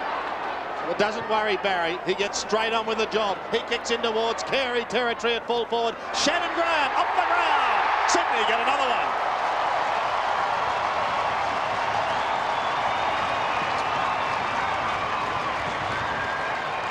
Well, I think that's justification the Swans getting that goal, because I don't think there's any question this was a 50-metre penalty. There's the mark. Yeah, mark and then taken to the ground afterwards. Waste of time. It should have been a 50-metre penalty. Must be a black hole there somewhere. Bad spot for the umpires. But Leo Barry just getting the ball on, not being concerned about any penalty that should have been or shouldn't have been, and a great goal. Well, 9 goals to 7, and except for that late one by Holland, they've really dominated, haven't they, Sydney? From about the 10-minute mark of the second quarter. They lead by 9 points after Hawthorn had a terrific advantage early, and the waste of Hawthorn in the first term is now paying. Kelly off the ground, clever enough to Carey. It's all happening now. Carey at 50. You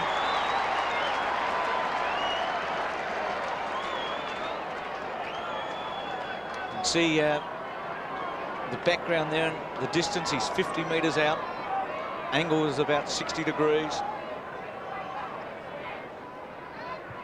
It's a kick, good looking kick off the boot. Just holds up over the line. And I think that's why it's important for the result that the Swans have kicked 2 goals into what is quite a fair win. I think it must be worth 2 or 3 goals.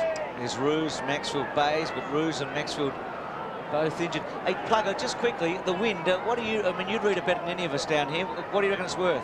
Oh, it's probably worth a couple of goals, but I mean, I think mainly the most important reason, or the thing in this third quarter, is that we've got the ball out of the middle. You see a kick off the ground resulting in Stephen Carey getting a mark there at 50 out. Just a little bit of a shame that he couldn't just get that extra distance and convert it, but very important to get the ball out of the middle here at the SCG. Interesting to look at that Sydney interchange bench at the moment. Over 670 games of experience sitting down there at the minute. A couple of them maybe not going to play for the rest of the year. Certainly Bays would be in some trouble, wouldn't he? So suddenly it's turned round, Jared. We did say the same thing about Chris Langford last week. So hamstrings are quite finicky. They're quite difficult to diagnose when the player's still warm. They'll know more on Monday. Dale Lewis for his second from 49 metres. Good looking kick. Sydney are starting to run now.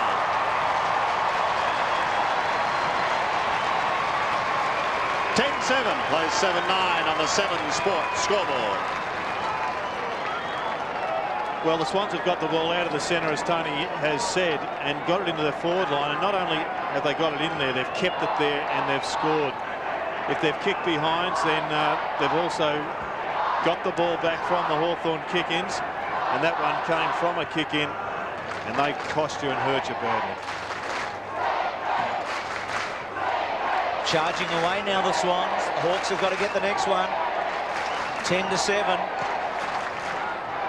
Stafford waits. Bone. O'Loughlin through the centre. Marked by Leckis. So Tony Lockett said a moment ago, the centre square now really working for the Swans. Leckis has kicked to half forward, or just over centre wing really. Good attack by Chick on the footy. Taken by Scott, who's had a good game. Into Platten. Tucks it under the arm. Has a bounce. Wharf almost at him. Centering ball. He wants Holland at centre half forward. 3 to go against him. Shannon Grant. Oh, well done, Nix. and then away, floats one to centre wing. Taylor after it. Cook will be very hard, hip and shoulder. O'Loughlin will take them on beautifully away, and then kicks the ball out in front of Creswell. It sits. Handball was a bit too strong, actually. Grant has to work to get back. Justin Crawford has had a quiet one after an early one. Taken by Kelly, belts it to full forward. Barry and Carey the targets. Oh, Carey too good. Judged it beautifully. Chris Langford just caught underneath. What about the work of Troy Cook?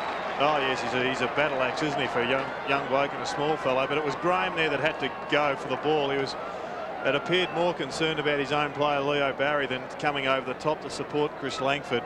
He was the one that had full vision of all the play. The ball was holding up, and it was him that had to come over the top and create the spoil. There's the angle for Carey. Saw Lewis a moment ago. Oh, he's hit the post. So he's had a few shots today, Carey. 3 behinds. And the Swans 10-8. And the Hawks 7-9. After Hawthorn led by 22 points at quarter time. Margin now 17. Platt takes the kick in. The ageing Central District's champion towards Justin Crawford. The Swans just didn't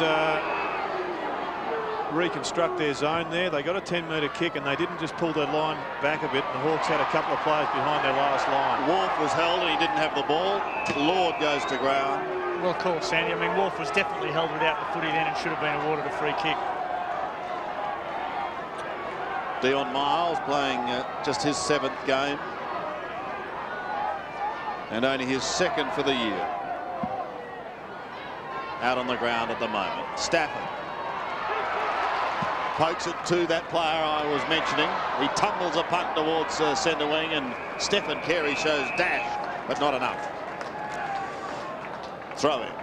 Well, Stafford up against Bone, you would think that it was always going to, at some stage, be a plus for the Swans. There's Hawthorn's last score, coming late in the 2nd term. They've got an advantage also in having Carey up across the half-forward line, but won then by Langford. Langford, yes, with a big fist, but it's Cook to O'Loughlin. Again, he gains 20 metres. Lewis keeps it in play magnificently. Hugs the boundary line. No. Well, I thought for a moment he'd done it. Oh, so close. Very close, Sandy. Big call by the boundary on that member's wing. Yeah. 68 plays 51. Not quite a full house, but another excellent crowd. The support here in Sydney has been overwhelming. And they're tasting success, but looking to go one step further, of course, in 97. No good looking back. Or Bones' hand pass to Taylor was interesting, and they finish over the line. Randall Bone coming into this game, for those people who've tuned in late, for Paul Salmon. He's had well-documented back problems. There's the throw-in. Harford waiting down in front. He's claimed by Stevens. And is going to get a ball at centre wing. Signal given for holding the man, Sandy. Harford's away. The Hawks want the next one to stay in touch. Belted clear, and Seymour continues his run. He pushes towards centre wing. Crawford is there. Seymour is claimed. Socket off the ground by Shannon Grant. Plays allowed to go on. It's down to half-forward there. Watch Kelly. Look at the dash of Paul Kelly. If it sits, he's in business. He was held again, and he doesn't get a free kick. Is it an optical illusion? No, it certainly did look as though Kelly was held then, so I'd agree with that. Evening, ladies. And then he's dragged away from the ball. The ball's clearly out in front of him, so it did look as though he was held without the football. Throw in again. Mooney, Robro to the back. McPherson close to the line, but he keeps it in play as he checks it back in towards half-forward. Look at this dash of Barry. Leaping Leo Barry. Gives it away towards Mooney. He shoots towards goal, and he pops through another one. Ho, Sydney. 11-8 to 7-9. And he's added a new dimension across that forward line for the Swans over the last few weeks. Leo Barry charging out from goal. This is just fantastic forward play. There was 4 or 5 players could have gone for that footy. He wanted it most. He was going the hardest. And it was a smart give too. He gave it to a player that was running straight at the goal rather than him going onto his non-preferred right foot. Gee, suddenly it's lopsided the other way, isn't it? 11-8 to 7-9. Seems to have happened pretty quickly. Mooney's been on the end of a couple of Barry hand passes for goals. Woods gets the free kick in the centre square. Kicks to half forward. Holland and Dunkley. Holland worked underneath it. Dunkley pushes back. Shane Crawford, good start to the match. Hooks the ball towards goal. Good looking kick. That's a goal against the flow. His second. Hawthorn hadn't scored. We saw the graphic a moment ago. Since the 26-minute mark of the second quarter was when Holland got that goal. And that one just gives them a little bit of a chance, doesn't it? But they're still well and truly behind with whatever breeze there is behind their back at the moment. It's been all right, Crawford. Good start. He's had a lot of the ball. So back in the centre, 11-8 to 8-9. Plenty of time still in this match to go. I wasn't in Australia last weekend, but weren't the Swans about 6 or 7 in front at this stage of the match last week and got beaten? Correct. By the Saints. Lewis taken away. Kapler looking for a free kick, pushing. Comes back to Chick. Back to Lewis, cut off beautifully by Harford. Wonderfully done to Bone. Bone's kick not all that good. This will be a difficult ball. Dunkley belts it to the line and finds it. 16 points, to be precise. At three-quarter time, was it? Yep. I think in the third quarter they were about, weren't they 35 points in front or something in the third quarter? I think the Swans at one stage. They led by nearly 6. So Chick off, Lawrence on. 11-8 to 8-9. Here's the throw-in. Creswell, more than happy just to see it over again. And Darren Creswell hasn't had his most prolific day. He's well down on possessions, just 10 at the present stage, and he's been well checked by Taylor with 15. And we can have a look now at Carey, who's been pushed into the ruck, and Greg Stafford now in the forward pocket. On the throw-in again. Here's Kapler. Lawrence back to Kapler. McPherson shepherded out. Kapler pulls the left footer, and he says, look, I wanted the pass, and it was a beauty. Let's give him the benefit of the doubt. So the shot is going to be taken by Jonathan Hay, who has kicked exactly 1 goal this year. Bear in mind, of course, this is only his 4th game. Let's see what he can do. A chance for Hawthorn to get back here with back-to-back goals. Suddenly the Sydney run can be stopped. Hay goals. And Hawthorn hang on. Jonathan Hay from East Fremantle gets his first. 9-9, plays 11-8. And this is a great lesson for all aspiring defenders. You've just got to keep your eye on the football and have your opponent out in the peripheral vision area, because you saw there Seymour heading back towards goal. He was expecting the kick to be a better one from Kapler, and that's a justifiable assessment. But if there's a mongrel punt, you've still got to be within striking distance. So good effort by the Hawks here.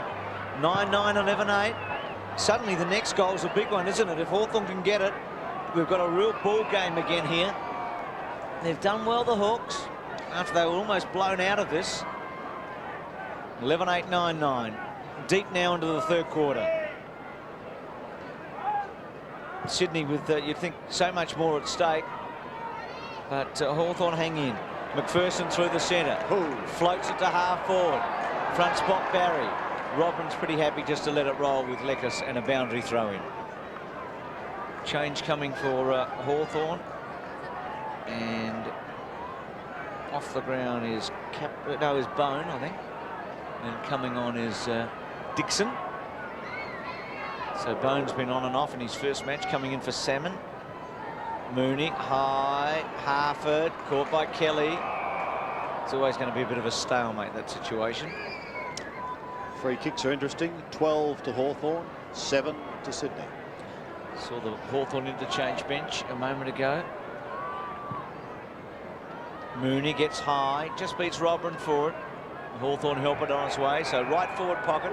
Swans attack. Lewis has kicked a couple. He's had a good goal kicking near Lewis. He's had some big matches goals, 4 goals on a number of occasions. Then goes quite a few weeks without any, but it's the way he plays a bit. Mooney and Robran, the former, gets a hand to it. Here's an opportunity for Shannon Grant. And there's the answer. Shannon Grant gets his second for the term. 12-8 to 9-9. And another electrifying handball. I think it was Dale Lewis. No, it was Darren Creswell that just squeezed it out. Well, that handball is worthy of a goal. That was an absolute beauty coming down from a good tap from Mooney. And the Swans, due to their injuries to Roos and Bays, look to be just giving Greg Stafford a rest at the present time. They know they're going to need him in the last quarter, but they're having to rest him on the ground, which is not often done these days with the ruckman resting in the forward pocket. Back to a 17-point ball game. Stafford went early and is a little proppy. Kelly off the ground, the runner's in the way. Grant had it and then lost it, but he goes again. Shannon Grant tries to beat a couple, is ridden into the ground, and there'll be a bounce on the 50. Well, Paul Kelly had his jumper dragged back in front of Michael Sexton there. I'm not sure why he doesn't get a free kick. Forwards and defenders get them for grabbing Guernseys. Won't even answer that one, Jared. Troy Cook's just come off the ground and Stewie Maxfield on too. Lewis wanted Creswell. Half has got the better of him. Woods gets the hand pass away towards Lord. They're out of trouble. Back to Harford. Maybe Hawthorn can start something here from the last line of defence. Graham kicks towards centre wing. He finds Holland, the man who's fired them up early with 4 goals. Nick stood his ground and defends towards the line. Paul Roos, Troy Cook, benched at the moment with Mark Bays. 333 games for Paul Roos, 235 for Mark Bays, and just 17 for Troy Cook. Boundary throw in, left half forward for Hawthorn, and build it away.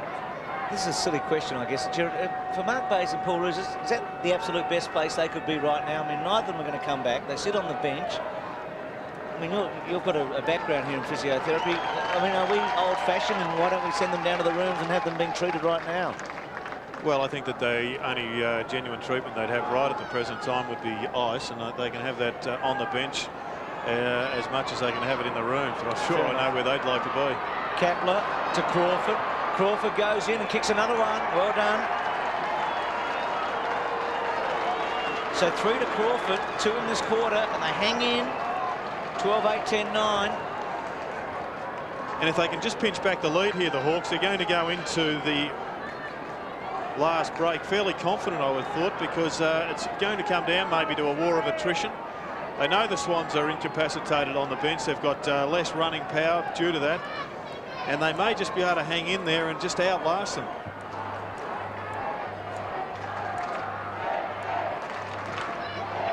$80 to 69. Crawford with a couple of goals in the third quarter. He's got 3 for the match. Interesting defence set up for the Swans here. Bounce of the ball, Lawrence, Dyson. So Hawthorn, you can just feel that they know that they're back in this. They're lifting, aren't they, all around the ground, late in this third quarter now. Suddenly they're finding a way home, and they took forever, really, to do that from the halfway mark of the second quarter to about the halfway mark of the third. Hayden Kennedy just going to have to do it again. Doing a bit of tiptoeing through the tulips. Almost had to give himself a free kick, didn't he? Well, Carey went early. He might have been lucky there. Taken by McPherson. Belts at the centre wing. Not much method there.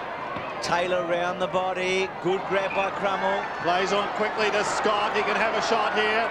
45 metres out and closing. Now 40. He heads for home and rams it into the post. Looked good for him when it left his boot. He just aimed at the wrong post. Should have aimed at the right one. Aimed at the left and hit it. Nix comes down the ground.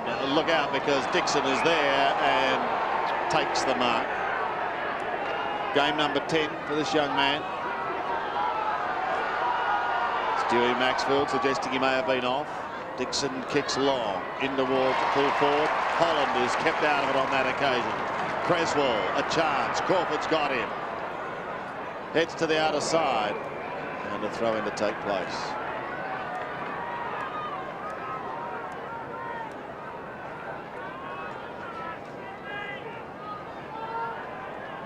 A crucial 5 minutes now in this game. Sydney turning it all round, then Hawthorn hitting back. Stevens' left foot kick, well, he had a player down the ground there in Dion Miles. He only had to keep it in play to him, and he had an open paddock in front of him, not to be.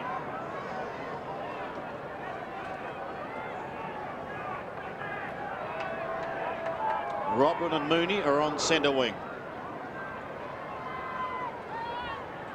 The Sydney big man tries to pluck it out of the air. Creswell works hard at the bottom of the pack, and Tony Woods is the man trying to take it from him.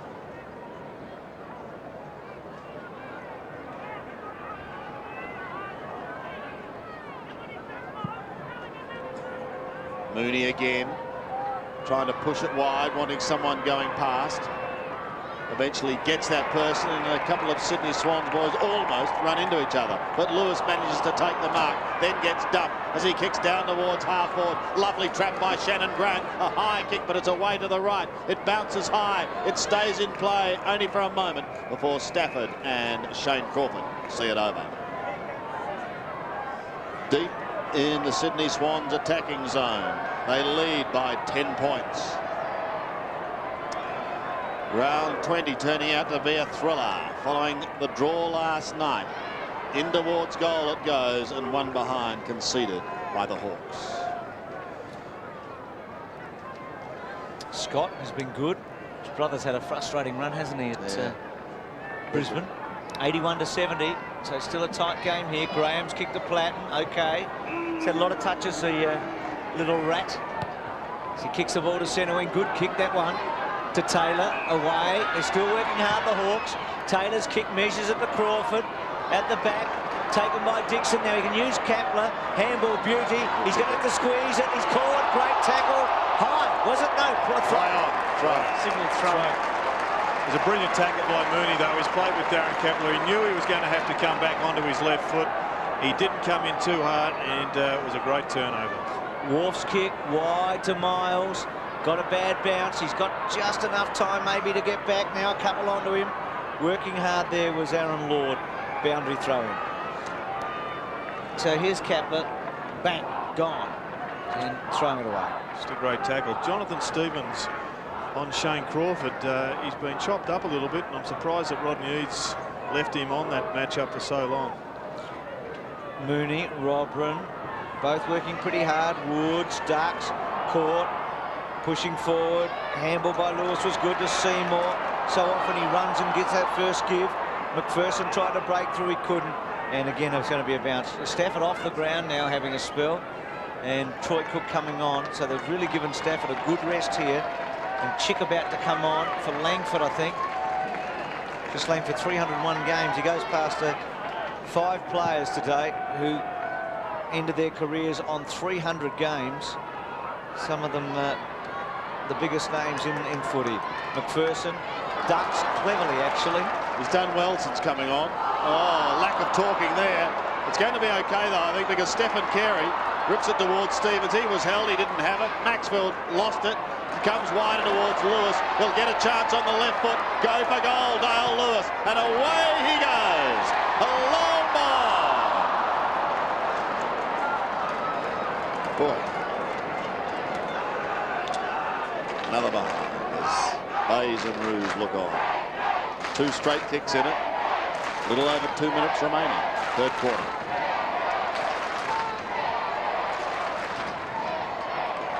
Harford. Well spoiled by O'Loughlin. Robran has to work hard now. He gives it off to Crawford. Crawford goes wider from where it started. Taylor takes it and he goes to the outer side. The mark is taken by Dixon. Sneaks away from Wolf and looks down towards the half-forward line. Down towards Hay, but Seymour is there to take the timely mark. combined really well in defence with Dunkley now for some considerable time.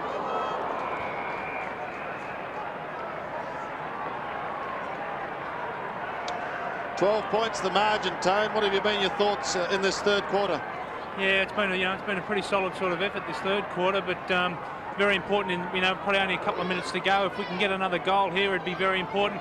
I guess it would be for Hawthorn too. But it's a very close game, and both sides have still turned the ball over a little bit. And I just think we can still go a little bit longer. I think we're going to the short option too much. I think we've sort of got to keep the ball in the corridor and move the ball long. And probably a little frustrating for Rocket Eat to be hamstrung with injuries, cutting his numbers. Oh well, certainly. I mean, we've got two blokes on the bench that won't be coming back on, and I don't know how bad Big Staff is. So there's a chance we've got 3 blokes on the bench that won't be coming back on. So to the 18 blokes on the field, they've just got to work themselves around and do the best they can do, I guess. Lawrence shows some dash as he gives it away, but the kick from Dixon falls short, and it's taken away by McPherson. McPherson kicks towards centre wing. Lewis has got to make big ground, and he does, to affect the spoil. Creswell taken out of it. Hawthorn finishing this third term full of run. Stevenson a chance. Look out! Cryer ball went up, but the bottom line is it finishes over the line. And Daniel McPherson, he's a player that wins the ball pretty well across that defensive area, but I think if he's going to maintain his position in this side, he's just got to use the ball a little bit more effectively. Creswell. So another bounce very late in this third quarter. He's just struggled a bit today, Creswell, hasn't he? He's been such a great player this year and over the last 2 or 3 seasons for Sydney. He's just a bit flat today. Mooney and Rodron nullifying one another. Wharf, good hands. Now Creswell. Creswell from centre wing. Neat kick to half forward. Lewis, who's had a wonderful quarter, takes a good mark. He's really been a winner. Now Barry's one out. Lewis kicks to him. It's a nice kick. Barry holds his ground cleverly enough. Taylor gets back and does probably the only thing left. You don't see it from that far out too often, do you? He was a chance to be awarded a goal if that had been in Brisbane last night. 12-11 to 10-10. A chance, a Monty. Well, it did go through. There's the kick. Out wide. Here's Lekas. So the Swans stretch it to 13 points. Handy little break, but as a Plugger told us a moment ago, they might be down to 18. They're certainly down to 19. And Stafford, Bays and Roos, that leaves a pretty big dent in anyone's language, doesn't it, if you haven't got them to come back? Stafford will be vital, I think, at the start of the last quarter. We'll see if he's actually, if he doesn't start the last term, you reckon that he's in a bit of strife for the rest of this match. So there's the siren. Swans are going to be happy with that. Into whatever breeze there is today. They've been able to take a 3-point deficit and turn it into a 13-point lead. But this match is far from over at 3/4 time. Yes, and that may be one of the keys on screen. Stephen Lawrence, he's a big man. He may be able to come onto the ground and give the Hawks first use of the ball out of the centre. We will look with great interest at the first bounce in the final quarter to see if Greg Stafford does re-emerge. But it's been a pretty fair performance by the Swans to fight back, given the fact that they've got some injuries on the bench. But the Hawks, they have not laid down at any stage today, and you'd expect them to challenge at some stage during this final term. So at 3/4 time, Sydney leads Hawthorn 12-11 to 10-10.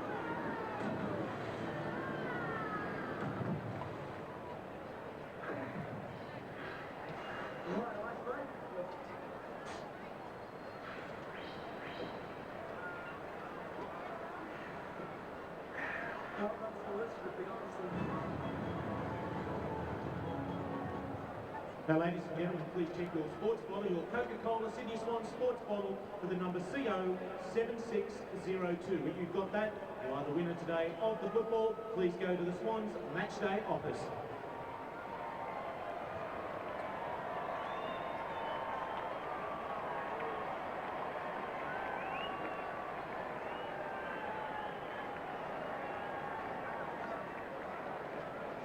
Ladies and gentlemen, we have a very special announcement due to the fact that the kick by our contestant here, Ross James, was so close. Ronald has overruled the decision of the umpire, and Ross is now winning the winner of this bet, courtesy of McDonald's Jubilee.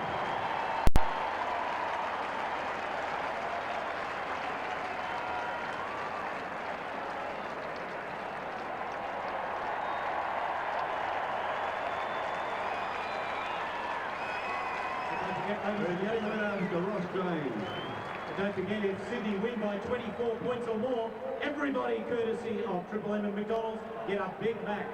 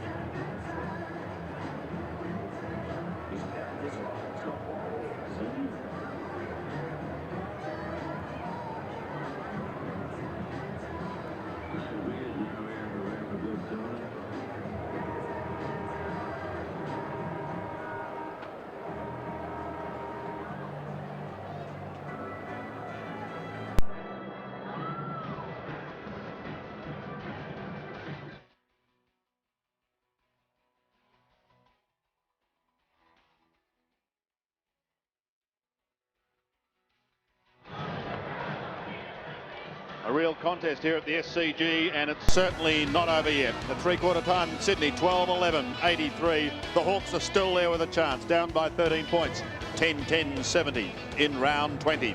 And round 20 continues today. Another big game is at the MCG between Richmond and North Melbourne. In the background, the Beatles are firing up, because if you don't want to know the score, look away now, because here it comes.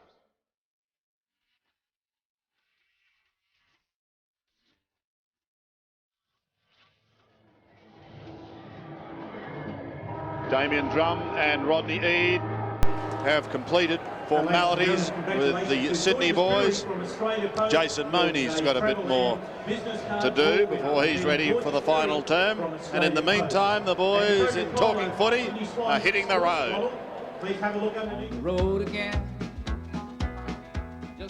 Come on, Lee, give us a hand. Where the hell is this thing so heavy?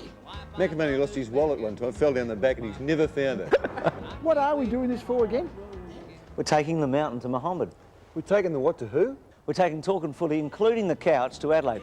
Blighty's going to be our guest. What? Gee, that's better. Yes, and what came out of that little recording is that none of those three are members of Actors Equity, and I would doubt whether they ever will be. But don't forget, Talking Footy with Malcolm Blight, the special guest, a man who knows the couch oh so well. Down to the boundary line. Tony, what do you think? 13 points and kicking with the aid of a slight breeze. Yeah, well, I mean, the game can go anyway. It was, very important to get the last goal there before three-quarter time. But to Hawthorn's credit, they've been terrific today. But we've got a couple of blokes that are incapacitated, I think, on the bench, so they're not going to come back on. I'm not too sure about Staff, but certainly the scene is set for a great final quarter. Yes, not out there at the moment with Carey in the middle. Bone tries to take it away. First goal so important here. Good smother on the Taylor kick. May open the door for Stewie Maxfield. He sprints away from Randall Bone and he kicks to Jason Mooney.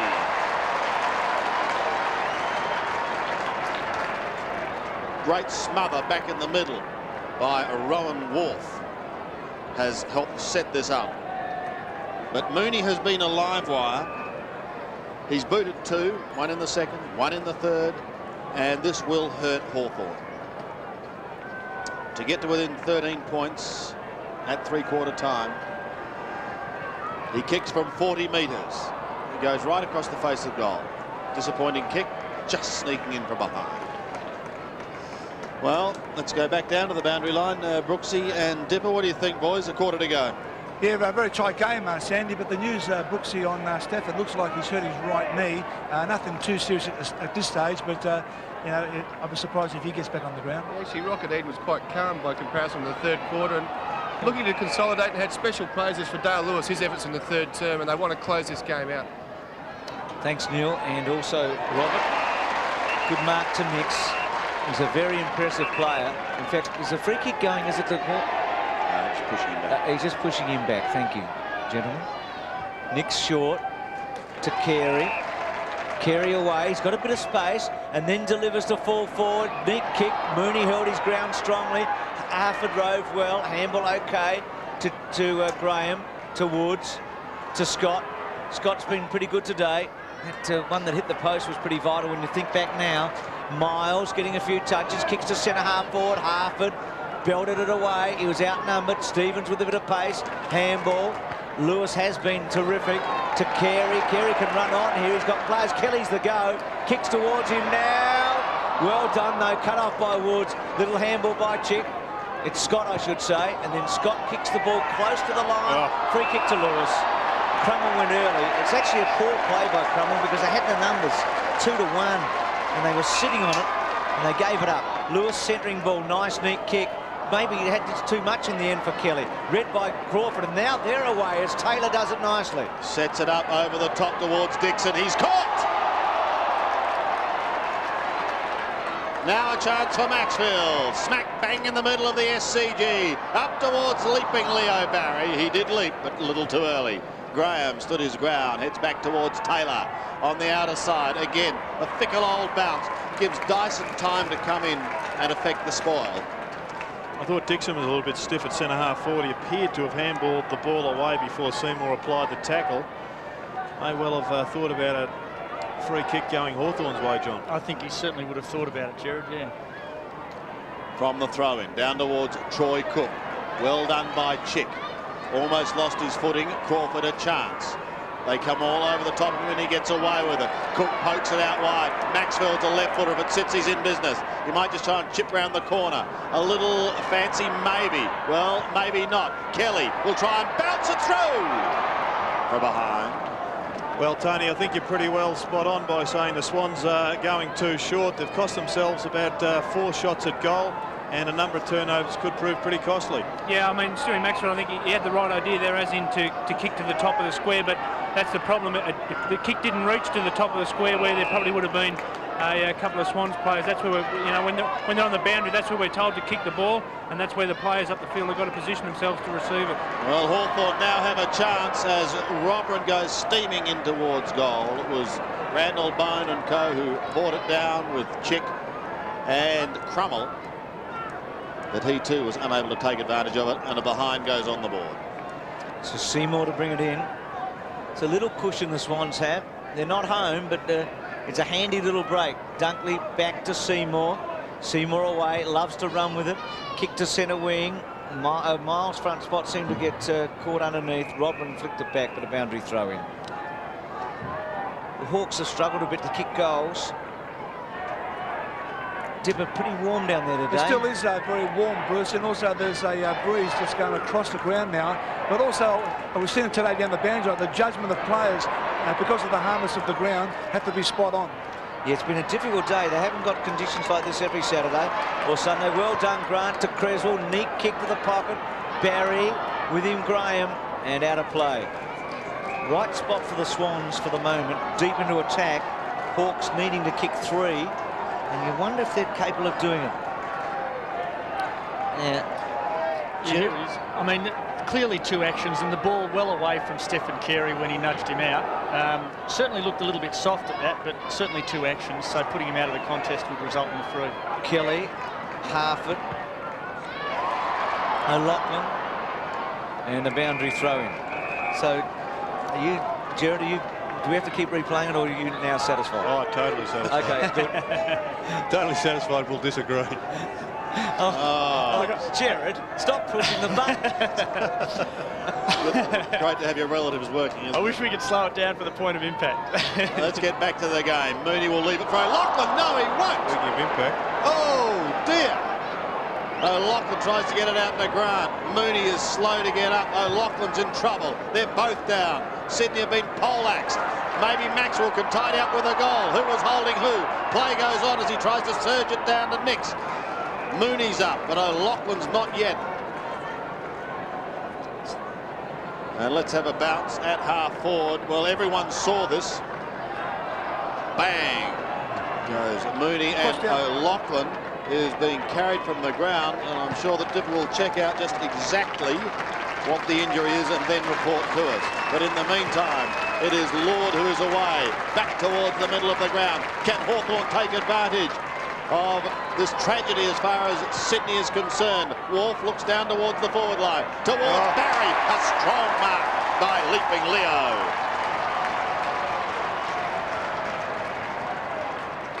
Well, great play there by Rowan Wolf. And whilst we've seen one of the Swans players taken off, this was a great turnaround. And the hands of Leo Barry, we saw them early in the first quarter. There's Michael O'Loughlin. Now, this would be a real blow if he goes down with even a minor knee injury that'd take 2 or 3 weeks, but a vital shot at goal. This to stretch the margin to 20 points, and he's made no mistake. Sydney gets some breathing space.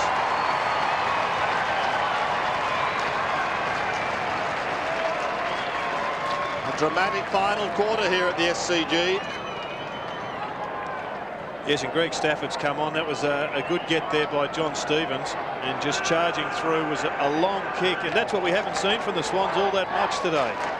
But playing in front was their full forward in the absence of big Tony Lockett, and a good conversion. 13-13, 10-11. So Stafford on the ground for Sydney. Obviously nowhere near right, and he's standing in the goal square, and he won't be moving too far. O'Loughlin off with ruse earlier, with a groin ruse, and a bad play by Nick straight into Harford, and Bayes off with a hamstring. And that's also not a great kick by Hay, but cut off nicely by McPherson. Kicks it wide. Grant had to wait, or rather Lewis. Good take though, Lewis. He's been terrific. Mark paid, Sandy. Bruce, sorry. That's all right. I'll call you John. Lewis, neat, gets it to Mooney at centre wing. So he's bounced up from the O'Loughlin crash all right. Here's Barry. He hasn't been up the ground this far all day. Neat kick, actually, over the top. Creswell, Lawrence, Kelly with pace. Now he's got an option or two. He's got Stafford. Comes back to him and gets him. Couldn't run very fast, Stafford. And Richard Taylor a bit cheekily. And they both have a bit of a smile. Now, I wonder how free he's going to be here and running in to kick the goal. It's not a difficult shot. He's only, but you can see there he's feeling for his knee. Change for the Hawks. Stevenson coming on, and Dixon coming off. So let's have a look at Stafford. He won't want to put too much. He won't want to put too much pressure on himself here. He's just asking for Taylor to come back. He'll try and just guide this through, you'd think. He comes in a bit. Oh, he's in trouble, isn't he? Can't. No. Now, the reason Hayden Kennedy said he can go back is because to be called as play on, he has to deviate and attempt to kick or handball other than over his mark. He's also telling the umpire can't take a kick, I think. Yeah, and probably didn't expect to get the footy when he came back on. Is he allowed to give it to a Swans player here to have the kick? If he's unable to take his kick, yes, he can give it to another Swans player, but I would say Hayden's probably asked him whether he can kick the ball, and he's indicated that he can, but certainly hasn't demonstrated that today. No, and yet he called for Hayden Kennedy. Interesting, isn't he? He actually went to Hayden Kennedy and asked him. I think he went to explain to Hayden that he deserved another kick because he hadn't deviated and attempted to play on. Bones come off for Langford. So let's see how he goes. Gee, he's in trouble, isn't he? Look, just pushes it up. Might go through. It was a touch that was right on the line. It's very close, actually. But behind, so, gee, if I was, well, if you're Greg, you're just down in the goal square, wouldn't you, after all of that? 13-14 to 10-11. Gee, this could be a very costly victory if they get home, the Swans. As we look at O'Loughlin, it's going to be interesting to see the medical report on Monday, Tuesday or Wednesday. Surprised they didn't try and orchestrate just somebody to give a handball to there. And well, he had the two left footers ready, Maxfield and also Mooney were set to swoop, and he didn't use them.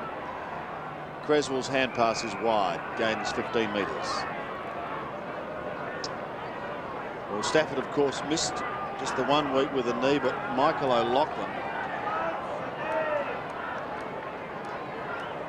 does not look at all good. So the 4 points may be going to Sydney, but at what price? Lewis. On half forward. And giving away a little ground eventually before Dyson can set it up for Stevens. He goes with a long goal.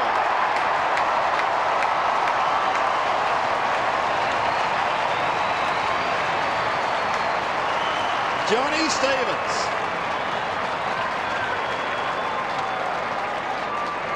Where did he get that one from, Jared? Well, he got it from a handball from Stewie Maxfield, I think. Where were you thinking he got it from, Sandy? Not from the handball. It was a great kick. It was a long kick. He stuck it up into the stratosphere, and the wind just carried it along and over the line. Stunning goal to John Stevens. That will go a long way towards snuffing out the Hawthorn challenge. But they needed a lift after their injury problems. That could have been it. And here goes Kelly. Carey traps it beautifully. Gives it back towards Shannon Grant. A little 360 and he goes out wide. Dyson's usually a lovely deliverer for the ball. He kicks it long. Creswell's in the square. Well, he knows how to do that against Hawthorn, doesn't he? He's got a bookend now, hasn't he? One end in the final, and now this one. This will seal the fate. Great kick by Dyson. And a pretty smart kick from Shannon Grant to set Dyson up, actually. And that was the composure that a couple of his teammates have just lacked today.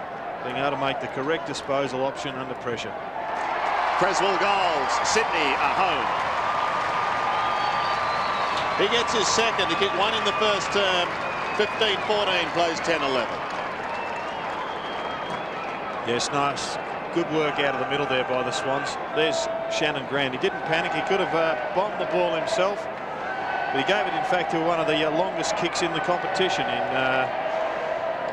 the former Melbourne player. And Dyson got it down beautifully to Creswell. And Tony Lockett, a little bit of breathing space. Yeah, a couple of fantastic goals there. Great kick by Johnny Stevens from 60 out. And then a great effort there by Johnny Stevens once again to shepherd Darren Creswell right on the line there. And, you know, it just gives a bit of breathing space. And, well, with a bit of luck now, we should go ahead and win the game. Well, you've got a good lead here, 15-10 Plugger, so seemingly home, and Kelly out of the centre. High ball to centre half forward. Good take by Miles, was it? Not paved. Yes, it is paved. Yep. It's a great grab by the kid. Haven't seen much of him, Plugger. Miles, you know much about him? Yeah, he's been, he's been around the club for a couple of years, and he hasn't played many senior games, but he does possess a lot of ability. And that was a terrific mark then, a very courageous mark, and he's not a bad kick for goal either, Bruce. Also, well, there, he just made a fool of me then, didn't he? But seeing I'm a spectator there today, if we win by more than 24 points, you know I'm entitled to a Big Mac here today. Oh, good on you, son. That's if Dipper and Brooksy leave you, Eddie. Dipper's got about 4 tickets in his pocket. Sandy, I'd be more worried about Dipper and Brooksy getting one with Tony alongside of them. Don't worry about that. They've just destroyed all these cakes here, I can tell you. I'd be worried about being Dion Miles making a fool of Plugger. You know what comes out of that. Here's Stafford. Interesting pass. Yes, to Dyson, cut off by Lawrence. So again, we've had a comedy of errors at times throughout this game. To centre wing, Lewis must be high on everybody's best list today. Wharf running it towards the line and out of play. So Sydney 15-14, Hawthorn 10-11. Plugger Rowan Wharf, he's been a real find for you. Took half a season to come through, and he's been pretty solid since then. Yeah, he's a solid bloke. He's a very straight ahead type of player, and gives us a lot of drive out of the back line. Very attacking sort of a player. He could probably just improve his kicking a little bit, but his courageous efforts, and he just keeps his eyes on the ball and goes very hard at it. Shannon Grant bursts towards the half-forward line.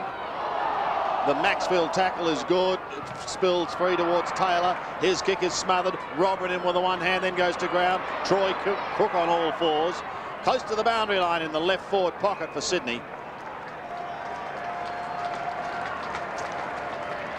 Now, an injury report. Dipper, what have you got? Well, Sandy, I've just checked up with the doctor with Michael Lachlan. It's not good news for the Swans. Looks like he's done a medial ligament there, so that could be the rest of the season for him. Gee.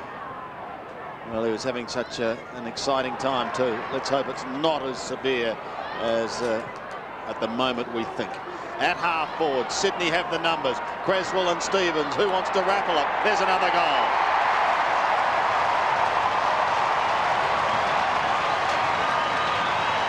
Darren Creswell now has 3.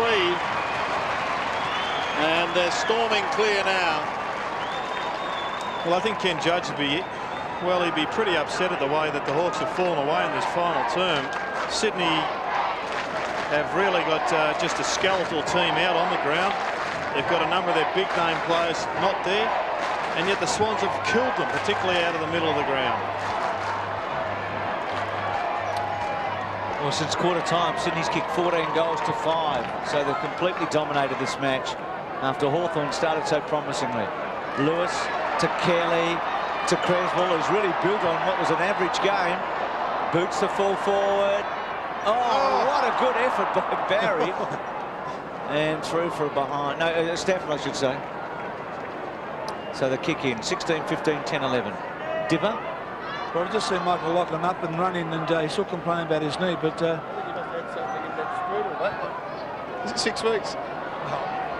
Doctor said. So the kick in, cut off by Mooney. Mooney short.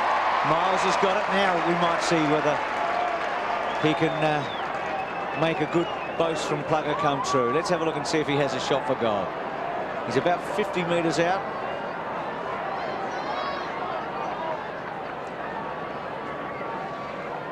.111, plays 71.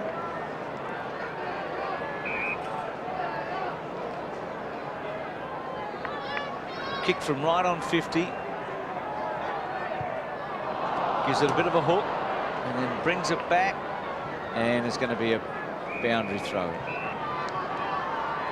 I'll do a bit of goal kicking practice with you know who during the week. 111 to 71. Well, Pluckett gives you a tip at the races next week. Just have a good think about it after those 2 kicks. 40 points the margin. Early on, they trailed by 22 points. That was at quarter time. Platten takes the hand pass. Tumbles a punt in towards the centre field. Miles may get another chance. He was under pressure as he tried to get the handball away, but Sydney have the players everywhere. Wharf takes it from Dunkley, then gives it back again to Seymour. He spears it in towards Dyson at half forward. Look out, Dale Lewis, you're caught. Somehow gets boot to ball and somehow kicks a goal. Where did that one come from, Jared? I ask you.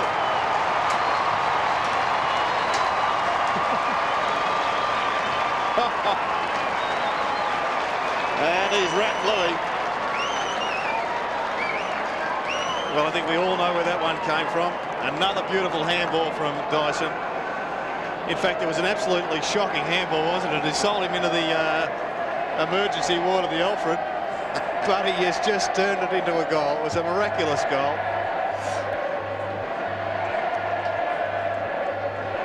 So 3 goals to Lewis, 17 to 10. Charging away now, Sydney. Percentage could be important at the end of this year for the St Kildas, Geelongs, Adelaides and Sydneys and West Coast. And the Swans are getting a bit out of this now, aren't they? And they're 7.5 in front. They've been able to keep Hawthorn to a pretty low score. Stevens away. Carey pushed underneath it. No free kick. Shannon Grant off the ground. It's been pretty good, Shannon Grant, boundary throwing.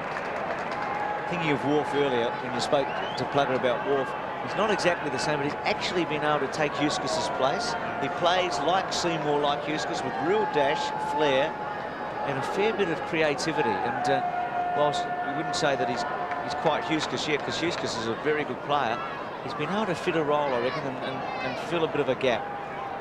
Here's Taylor, Wharf with him. Taylor's quick kick back to Seymour. Love the way he plays. Usually uses it, and then he kicks straight to Hawthorn. Thank you. In the centre of the ground. He is taken by Stevenson. just forward of the middle. Gone. Lord. And they'll need his assistance now if they'd have any hope. Kapler caught. And a bounce at centre half forward for Hawthorn.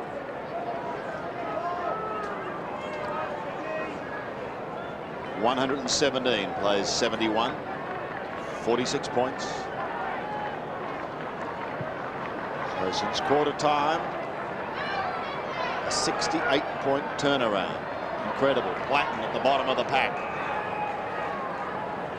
Sydney will host Geelong next week. No, the week after. They go down to play Carlton at Optus. Carlton at Optus next week. Yes, that's right. Which will be a challenge. The Cats have got Fremantle at Subi and then come here, so they've got two tough ones. I don't like Fremantle too much. So that one could be very interesting. It's just a marvellous finish to an amazing year as Johnny Stevens breaks towards Carey, who's going to be the first to recover. Well, the bounce is superb for Carey. Over the top for Kelly. Kelly should goal. 40 metres out, and he does.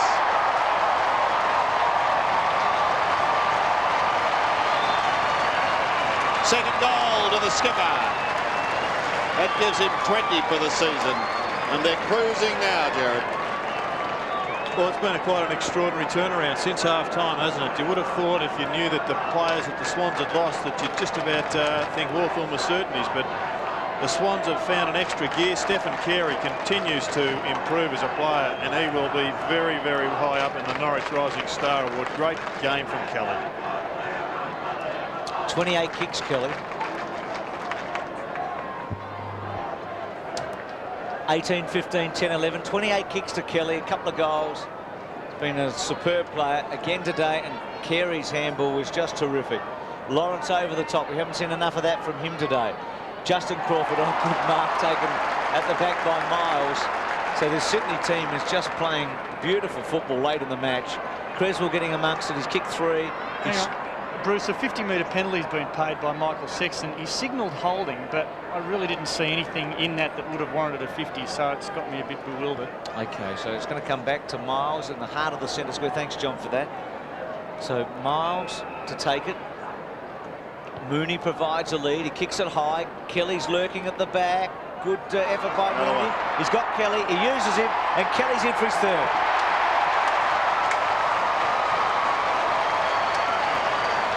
Well, you could sort of see that one coming, couldn't you? From a fair way off. And Sydney players congregate around young Miles and give him a pat on the back. Kelly really finishing it off. He's had 29 kicks now. Unselfish play by Mooney. And the Swans are they're getting good percentage now, aren't they? 7 goals to a point in this term.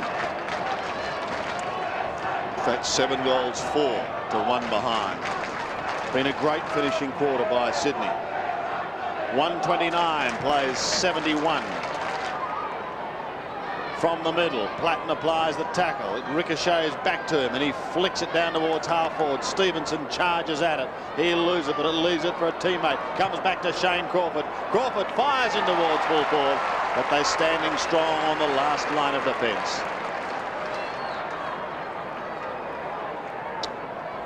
Wharf takes it and goes to the outer side, finding Seymour.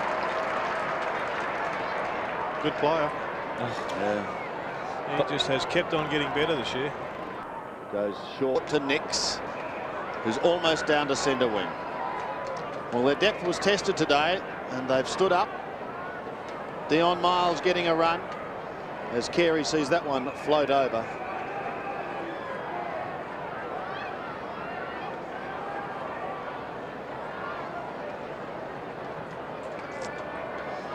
As we said, Hawthorn goalless in this term. In fact, the 21-minute mark of the third term, their last one. Lawrence just pokes it up, taken by Maxfield. Floated towards Kelly. Look out. Crummell has him. Ball breaks free towards Platten and Stevenson. Mooney a touch. Barry chops his way clear. Look at this for desperation. Down towards Shannon Grant and also Creswell. They almost run into each other. A centering hand pass goes towards Crummell. Gives it to Leckis. Wider to the outer side. Hawthorn out of trouble through Graham, who can run almost down towards centre wing. Pass was not a good one, and Sydney will have no worries about getting back again, although the pickup was slow by Wharf. He loses it eventually to Platten. Platten gives it away to Lord. Klein, but gets his kick up over the middle, and the diving mark taken by Justin Crawford. Down towards right half forward. Graham caught, goes again, keeps the ball in play, but only for a moment, because Bradley Seymour and the boys, if they were bank managers, you would get absolutely nothing. And poor old Nick Holland, he was almost best on the ground at half-time, but by golly, has he been starved of opportunity in this second half. Miles at the back, front spot by Lawrence. Stevenson's kick in the pocket. Justin Crawford can balance up and push it to Graham, and he's got him. And the Hawks should break their duck here late in the last quarter. Graham will be kicking from about 20 metres out. Tightish angle, but he's on a good side for the left footer.